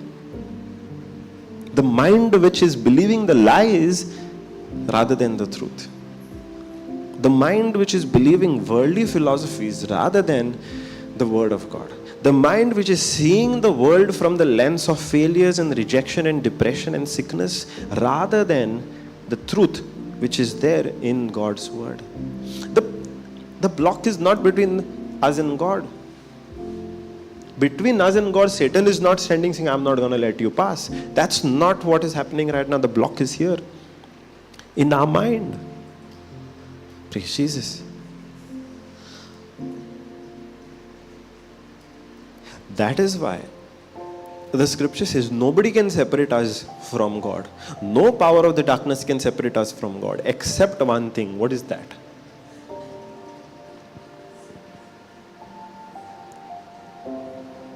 Sin. That means if I, after being born again, if I murder somebody, that will separate me from God? Unbelief. The only thing, if I have to use the same word, the only sin today which separates us from God is unbelief. Where we refuse to believe what God has done for us. We refuse to believe that Jesus is the Savior. Where we refuse to put our faith in Jesus and accept that by His sacrifice we are saved. That's the only thing stopping us. That's the only block between us and God. Nothing else. Because God has made His dwelling within us. Hallelujah. Praise Jesus. The Gospel of Luke tells us, where is the kingdom of God? Not outside, not in the skies. It's right here. That's who our God is. Praise Jesus. Praise Jesus. Hallelujah. Now, okay, we'll go to that scripture. Verse 21. Galatians 5:21. So this is, over here, Paul is listing, this is what comes out of the flesh, of yielding to the flesh. All of these things come out of the flesh. And in the end, he makes a statement in verse 21. Those who practice such things will not inherit the kingdom of God. When you read it, does it look like if you are committing sexual sin, if you are living in anger and sexuality and in impurity and lack of self-control, if you are in idolatry, sorcery, hostility, all those things, strife and everything else, it looks like you're not going to enter the kingdom of heaven? When you read, when I read it for the first time, it sounded like that. Even though I am born again, after I am born again, if I'm still living a life like this, after I'm living a life like this, I will still not enter heaven. But that's not what the scripture means. It means, Paul is listing all of the people who are continually living in all of these things, who are producing this fruit, they are not born again in the first place. They're not born again in the first place. Because once you are born again, that power to overcome all of these things is inside of you. And that power in you produces the fruit of love, joy, peace, patience, kindness, gentleness, self-control. Paul, he's not condemning us over here, saying, even though you might be born again, if you continue to live like this, you're going to lose it all. He's not condemning us. He's saying, anybody who's living a life with this, yielding to the flesh, has not been born again. Still. Praise Jesus. Thank you, Jesus. And what is stopping us? It's not that God has stopped His power. It's not that God has not provided. It's our unrenewed mind. Thank you, Jesus. Now you understand why God keeps telling us. Today in the morning we were reflecting on Proverbs 4:20, 21, 22. But God is asking us, His children, to meditate on His word day and night. To keep it close to us. To keep it close to us. How close we keep our golden jewelry? That's what sister was asking, correct? We know exactly how much we have. We know exactly where we have kept it. His word is much more precious than that. What He has done for us is much more precious than all of the golden jewelry of this world. The question to us is, how close we are keeping it.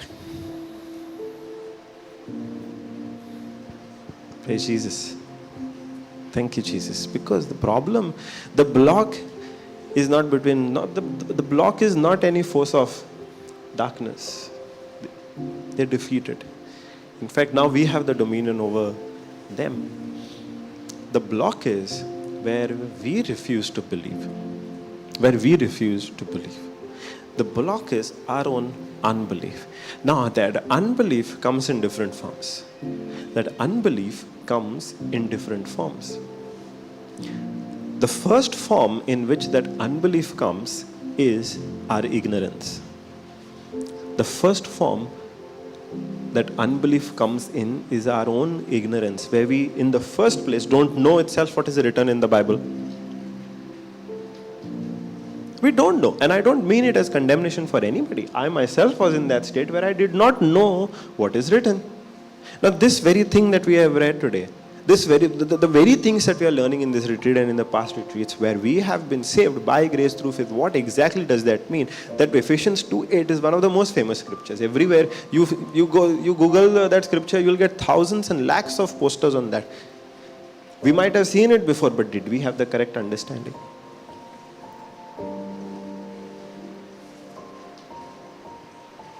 That's the first form of unbelief that creates a block between us and God, where we don't know in the first place.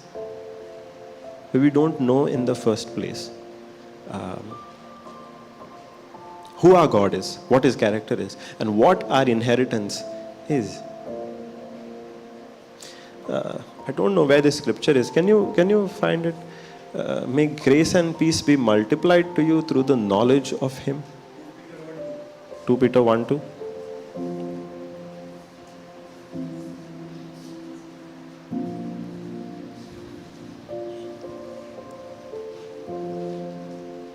Grace and peace, that special sense of spiritual well-being, be multiplied to you in the true, intimate knowledge of God and Jesus our Lord. But if you don't have the knowledge only, then what?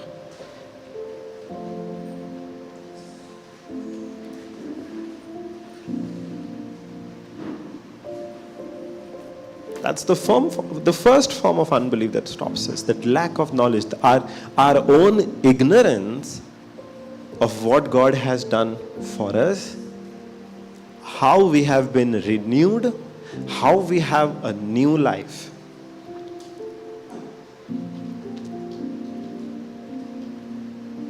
Hallelujah. The second form of unbelief is when we have the wrong knowledge. The first is we don't have knowledge only. The second is when we have the wrong knowledge. That's also possible. Where we have the wrong knowledge. And that's also called disbeliefs.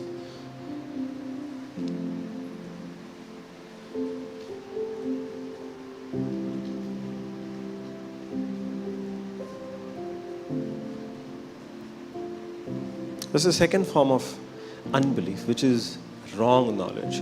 Now, to give an example, I'll give a very common example. Now, many of you would have heard sometime in your life, God does not heal everybody. Heard? God does not heal everybody. So if somebody is believing for sickness and they have this knowledge, is that going to create a doubt? Of course it's going to create a question, right? If they have heard that God does not heal everybody, then it's going to create a doubt in their mind. Is it really God's will for me to be well or no?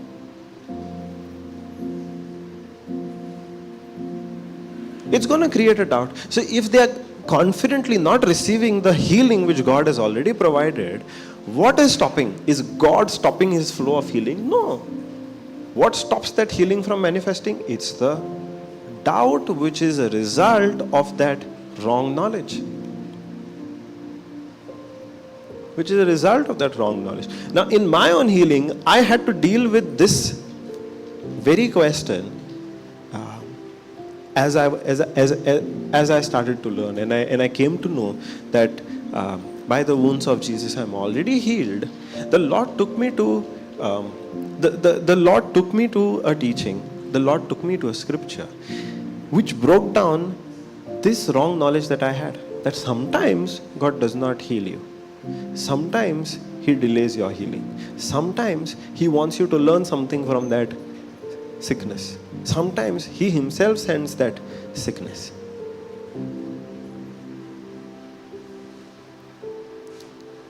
And the Lord took me to where Where Paul prayed to God, Paul said, I have been given a messenger who's creating all this trouble in my life. And Paul called that messenger a thorn in the flesh. And Paul says, I've been given not just a messenger of Satan, and he calls it a thorn in my flesh. Now, very commonly, this is misinterpreted as Paul was given a sickness by God. Because Paul himself says, so that I don't become too boastful. Paul says in 2 Corinthians 12, is it? 2 Corinthians 12, verse 9, I think. Paul says, I've been given a messenger of Satan.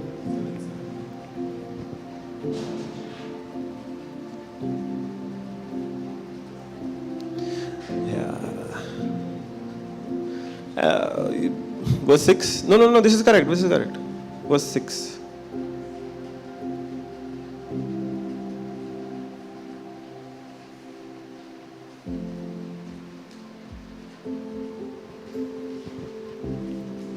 Verse 7.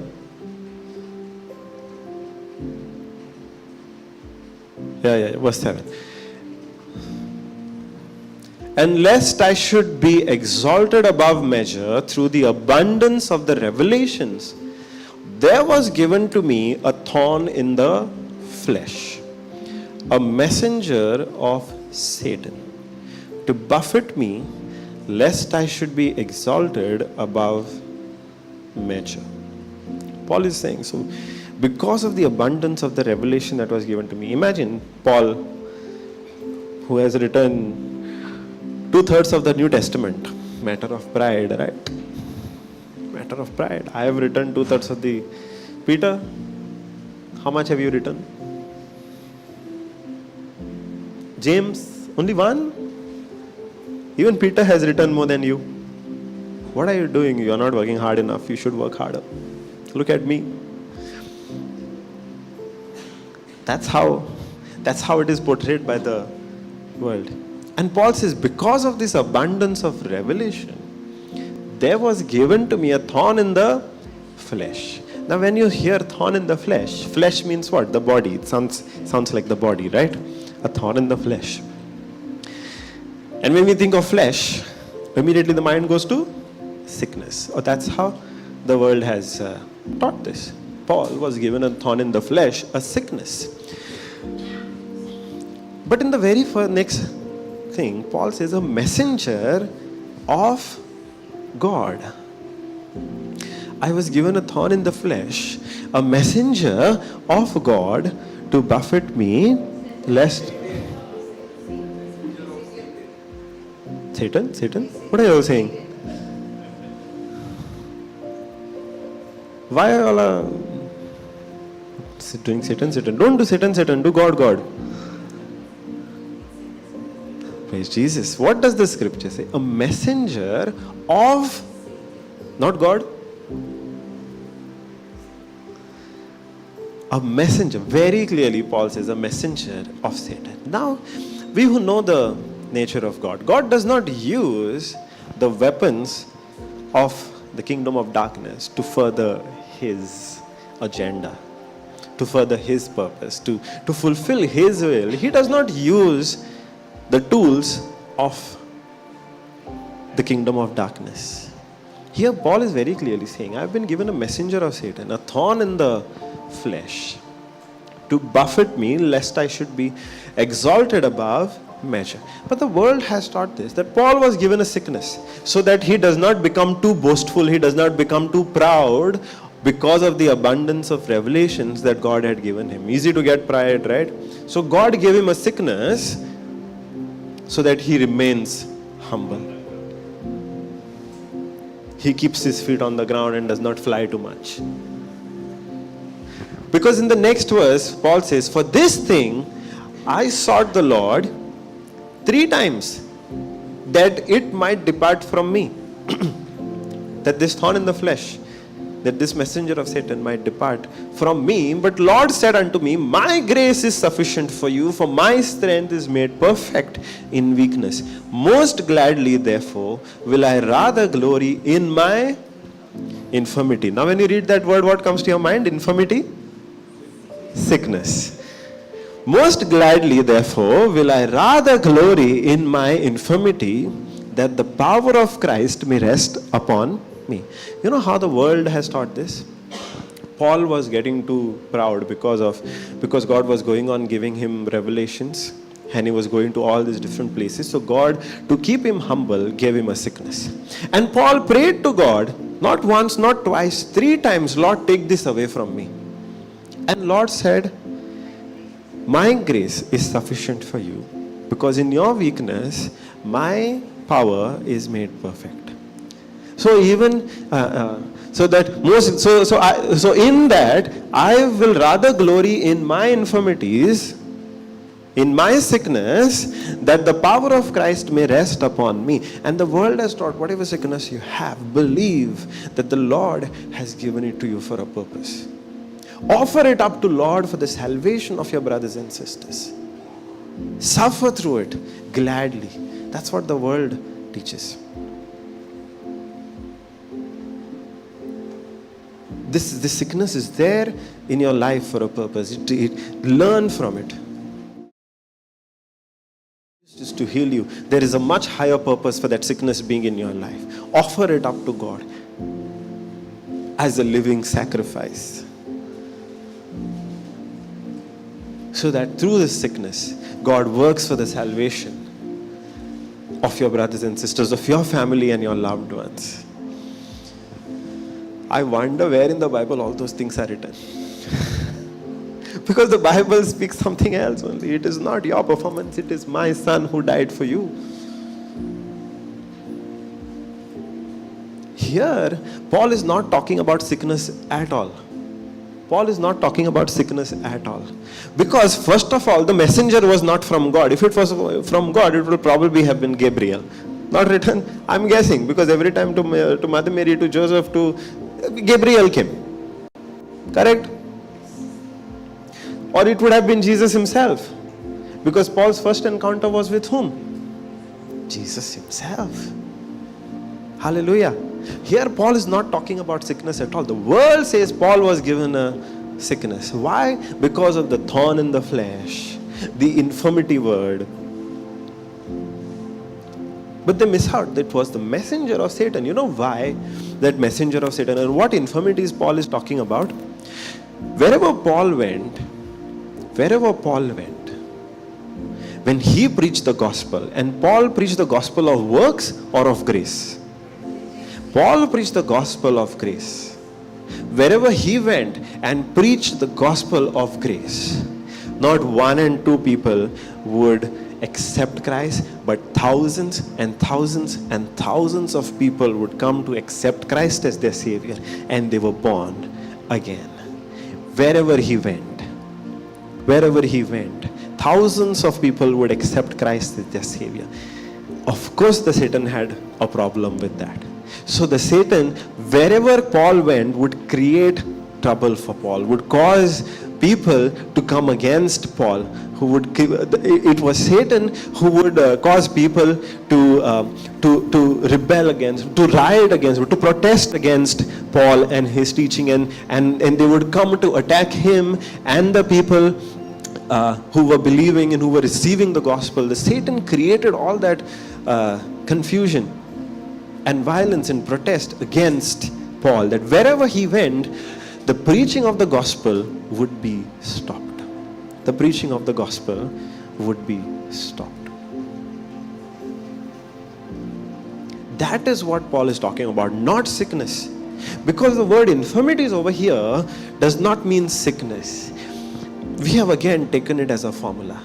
Infirmity means sickness. Infirmity in this context means weakness.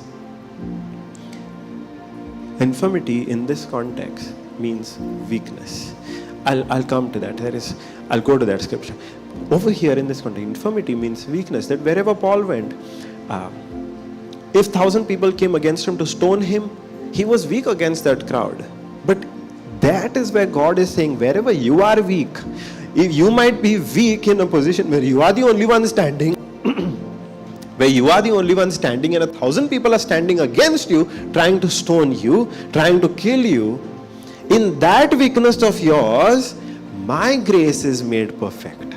That means my power is made perfect. You don't have to, when 1,000 people are standing against you, trying to kill you, you don't have to depend on your power to save yourself. You depend on my grace, my power to save you. That is what Paul is saying. And he is listing we are in chapter 12, right? In verse 9, he is talking about all of these infirmities. Can we go to verse 9? I'm not sure which verse exactly. I think verse 20 or around verse 20. This is why it's important to read the scriptures in context. It's very important to read the scriptures in context. If you simply take that word infirmity and apply it to sickness, it changes the whole meaning. But that's not the meaning that Paul wanted to convey.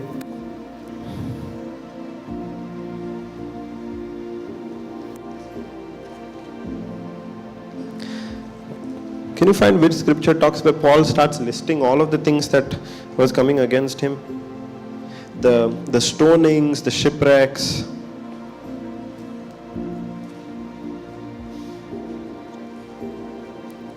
Verse 24.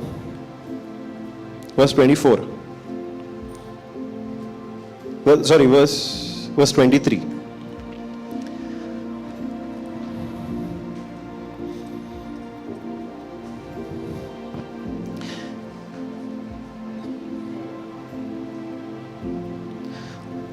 I sent you to the wrong chapter. It's not 9, it's verse 11. Even better, right the very previous chapter. 2 Corinthians chapter 11.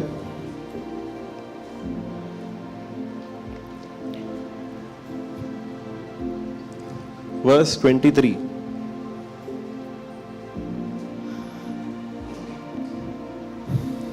And they ministers of Christ, I speak as a fool. I am more in labors more abundant, in stripes above measure, in prisons more frequent, in deaths often.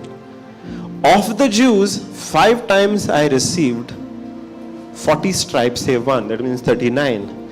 3 times was I beaten with rods, once I was stoned, 3 times I suffered a shipwreck, a night and a day I have been in the deep.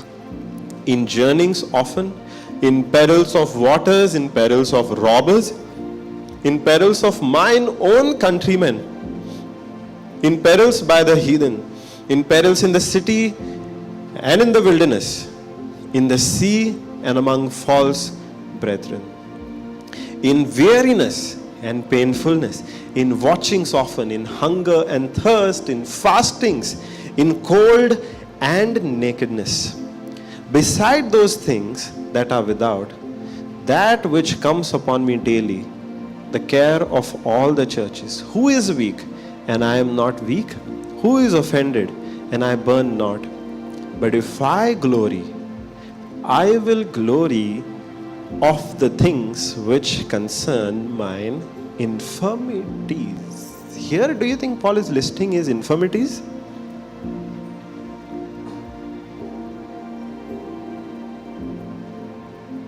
Here, do you think Paul is revealing his infirmities? He is. But not even one sickness is mentioned. All of these things that came against Paul, the lashes, the whips, the stonings, the beatings, the hunger and the nakedness, his own people coming against him, the Gentiles coming against him, all of the opposition, Paul is calling them his infirmities, but he's not mentioning even one sickness. If I read the same verse in AMP, it says, if I must boast, I will boast of the things that reveal my weakness, the things by which I am made weak in the eyes of my opponents. I will boast of what? My own weakness. The same word used, translated weakness, In KJV, it is infirmities. That infirmity word that Paul is talking about, in which God said, in your weakness, my grace is made perfect. It's not talking about sickness. That thorn in the flesh, that infirmity is not a sickness. It is all of these things. It is all of these things. And Paul says, I will boast in these weaknesses. Why? Because even in these weaknesses, my God's power is made perfect. My God's power is made perfect. Hallelujah. And you know, there is a place in which Paul gives an example. I think it's in Acts 14. Where, as Paul is preaching the gospel, he comes across a woman who was doing sorcery. She was working for some men, and because this woman was into sorcery, these men were drawing a lot of profit from the sorcery which she did. Yes, Acts 16. Yes. In Acts 16, we see Paul in the prison, no? Why were they in the prison?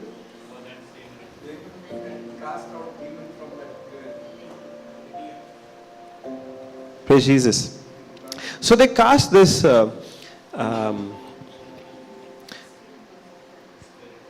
so they cast that spirit out, that spirit of sorcery only, I think it is. Yes. So the spirit which was operating in the woman, Paul cast that spirit out. Now there were some people who were benefiting from that spirit, right? They were drawing a profit because of that spirit. Now that the spirit is cast out, how will those same people draw that same benefit and that profit? Their business is affected. So they come against Paul. And they incite a riot against Paul. They incite a large group of people, of Jews only, to rise against Paul, saying Paul is preaching a false gospel. And they believe this other party, and they stone Paul. And they stone him so much that Paul is looking like he's dead. Paul is looking like he is dead.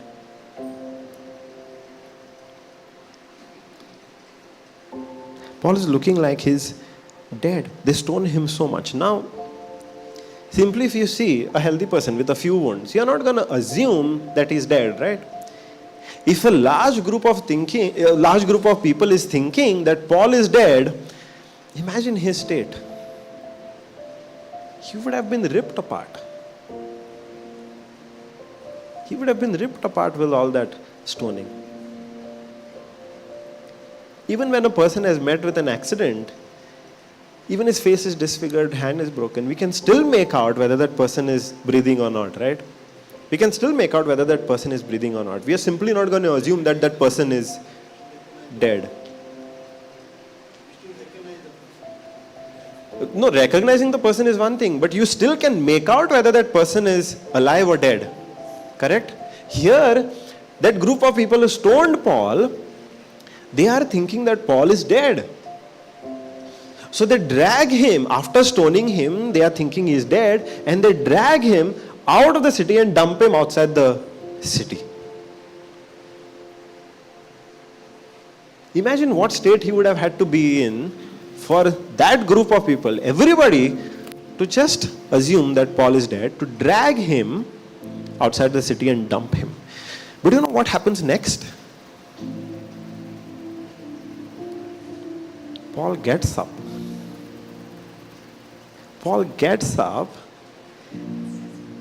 And he goes to the next city, and over there he preaches the gospel of grace, and over there the people believe Christ, receive their salvation, and are born again. Not in 10 days, not in 1 month, the very next day. Hallelujah.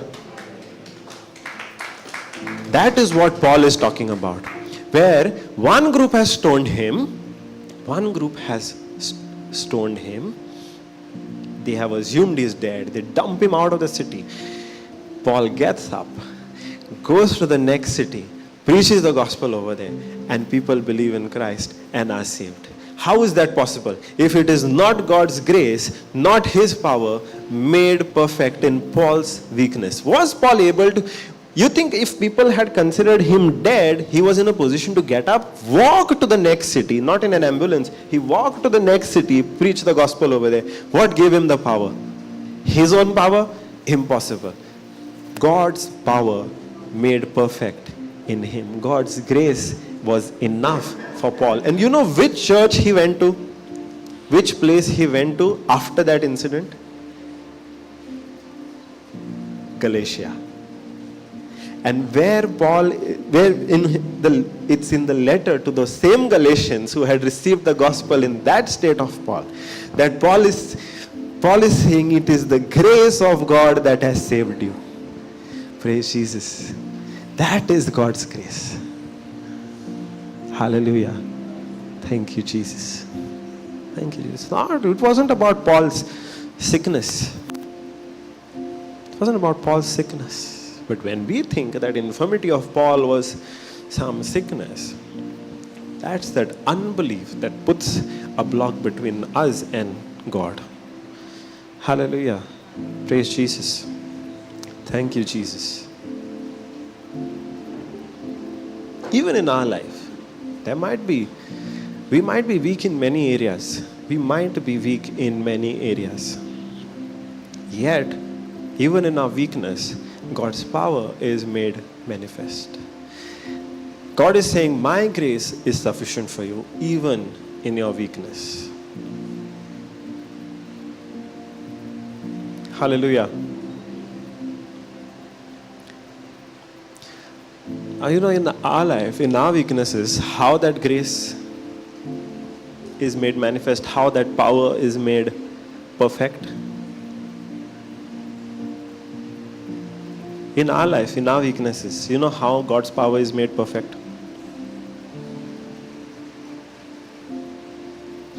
Through the gift of tongues. Through the gift of tongues. Put Romans 8:28.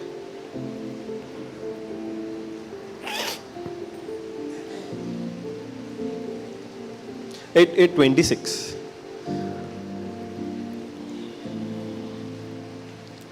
Likewise, which is the Holy Spirit, also helps our... What is the meaning of the word infirmity over here? Sickness? Because when we read further, we understand what that infirmity is. Weakness. Weakness where? For we know not what we should pray the way we ought to. Not... If you have to interpret that word infirmity as sickness, then not knowing how to pray would be a sickness. Likewise, the Spirit also helps our infirmities, which means our weakness. And what is our weakness? We don't know how to pray. We don't know what to pray. We don't know what to pray. But even in that, the Spirit itself makes intercession for us, with groanings which cannot be uttered. Hallelujah. In our weakness, it is through the Holy Spirit making an intercession for us through the gift of tongues, through groanings which cannot be uttered. That's where His power is made manifest in our life. That's where His grace works for us. That's why we say the gift of tongues is a grace gift. Why? Because in our infirmity, in our weakness, it's His power made perfect. Hallelujah. Thank you, Jesus. Praise you, Jesus.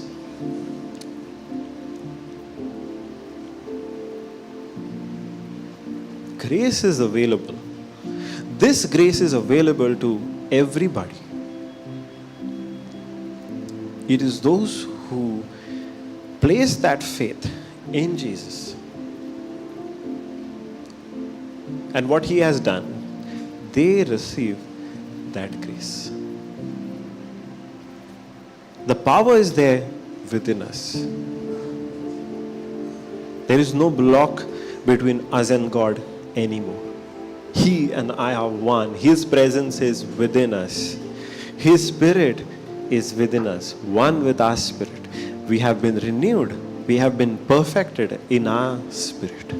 The only block is when we have not yet renewed our mind. We are still looking at it from the old lens, not the new lens of grace.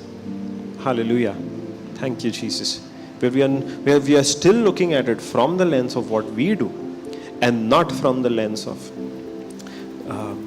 what Christ has done. But where we were in a problem first, God has given us a solution.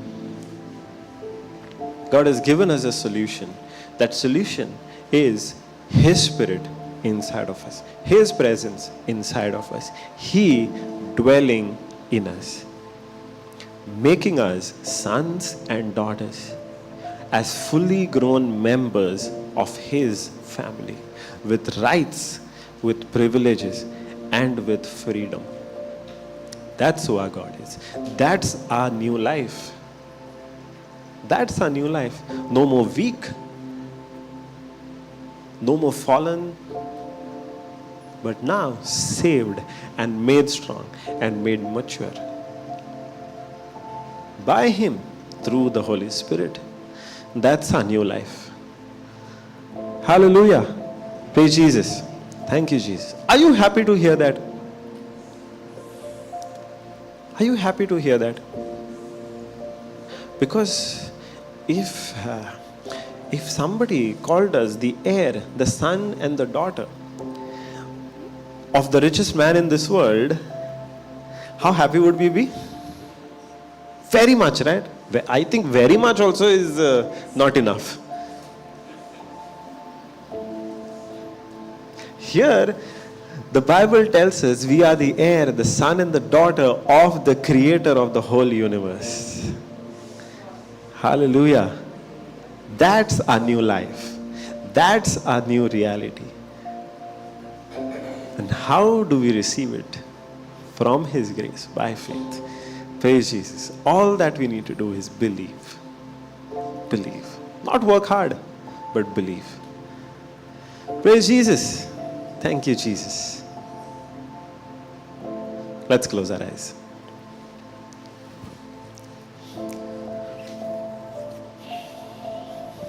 Heavenly Father, what a beautiful life You have given us, Father. Your love is so beautiful, Father. We never looked at Your love from this. We were thinking that You were a harsh God, a strict God, a punishing God, but You are not like that. You love us. You are a gentle Father. You are a good Father. You are a Father who wants us, who has accepted us along with Your Son Jesus Christ. You're not differentiating between Jesus and us. You are a good Father that has made us just like Your Son Jesus Christ, where You sowed Him as one seed and reaped a harvest of millions of children, accepted as sons and daughters, as heirs in Your family. Oh, Father, You are so great. You are so wonderful. We love You, Father. We thank You, Father, that You have poured Your love in our hearts. You have poured out Your Spirit into our hearts. Thank You, Father, for Your goodness, where You came down and made Your dwelling in us. Knowing that we are weak, but You didn't leave us to be weak, but You empowered us with Your very presence inside of us. Oh, great Father, I thank You. I thank You, Father, for this unity with You, for this empowerment in You, for this anointing. Help us, Father, to every day live with this knowledge. Help us, Father, to every day recognize that we are not weak. We are not outsiders. We are not outcasts, but rather we are sons and daughters in the heavenly kingdom, living a new life just as Jesus lived, of power and freedom, of compassion, of love, of gentleness, of kindness, of self-control.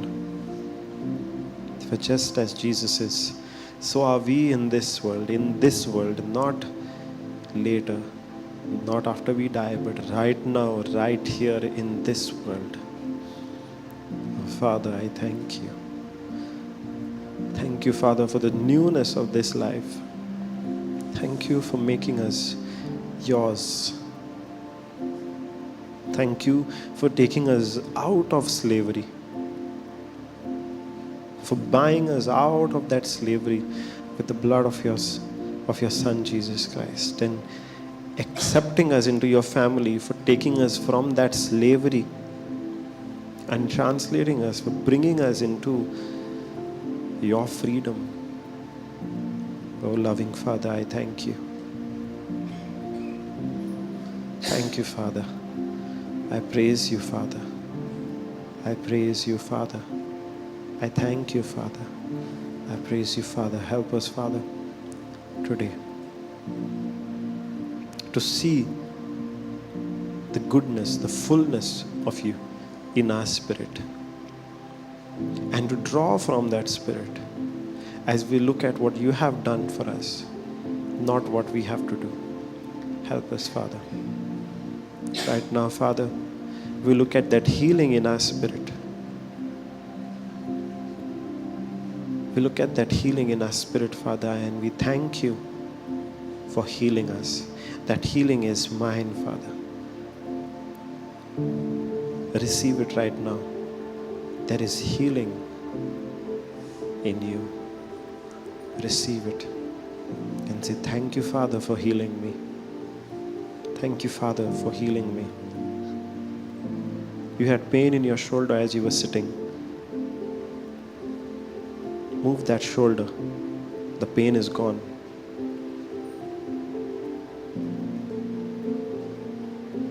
Move that shoulder. That pain has left your body. It's completely restored. That shoulder is completely restored in the name of Jesus, by the blood of Jesus. And the healing power of God flowing in you, that shoulder is made brand new. Give him thanks and praise, for he has healed you. Thank you, Father. I praise you, Father. I praise you, Father.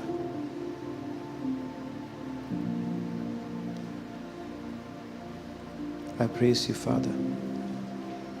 As you were sitting, you were experiencing an itch on your shoulder. It is gone, completely healed. That itch is gone, once and for all. Cast out, completely cleansed. Thank you, Father. I praise you, Father, for this healing in our spirit, flowing out to our bodies as we see what you have done, Father. Thank you, Father. I praise you, Father. I praise you, Father. I thank you, Father.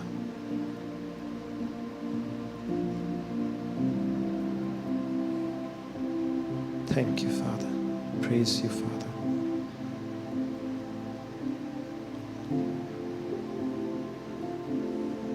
Thank you, Father. I praise you, Father.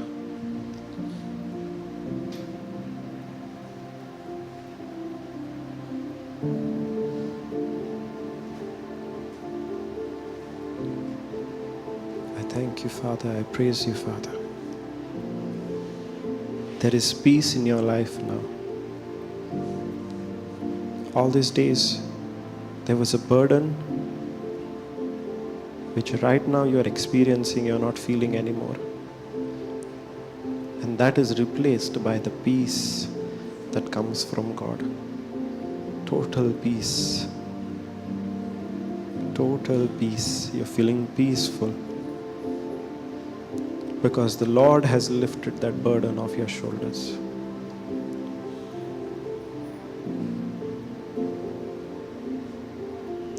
Total peace. The peace that comes from God our Father. Thank you, Father. Praise you, Father. Praise you, Father. Praise you, Father.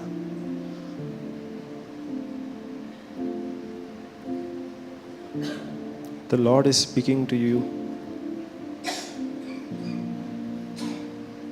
The rejection that you had been experiencing, He has taken it and He's saying to you, I have accepted you. No more rejection in your life. I have accepted you. You are mine. I love you. I love you. I love you. No more rejection. You are mine, the Lord says. Thank you, Father. Praise you, Father. Praise you, Father. Praise you, Father.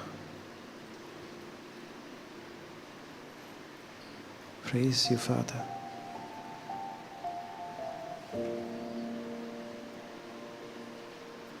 Praise you, Father. Praise you, Father.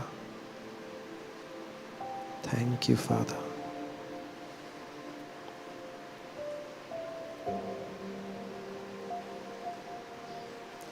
Praise you, Father. In Jesus' name I pray. Amen. Amen.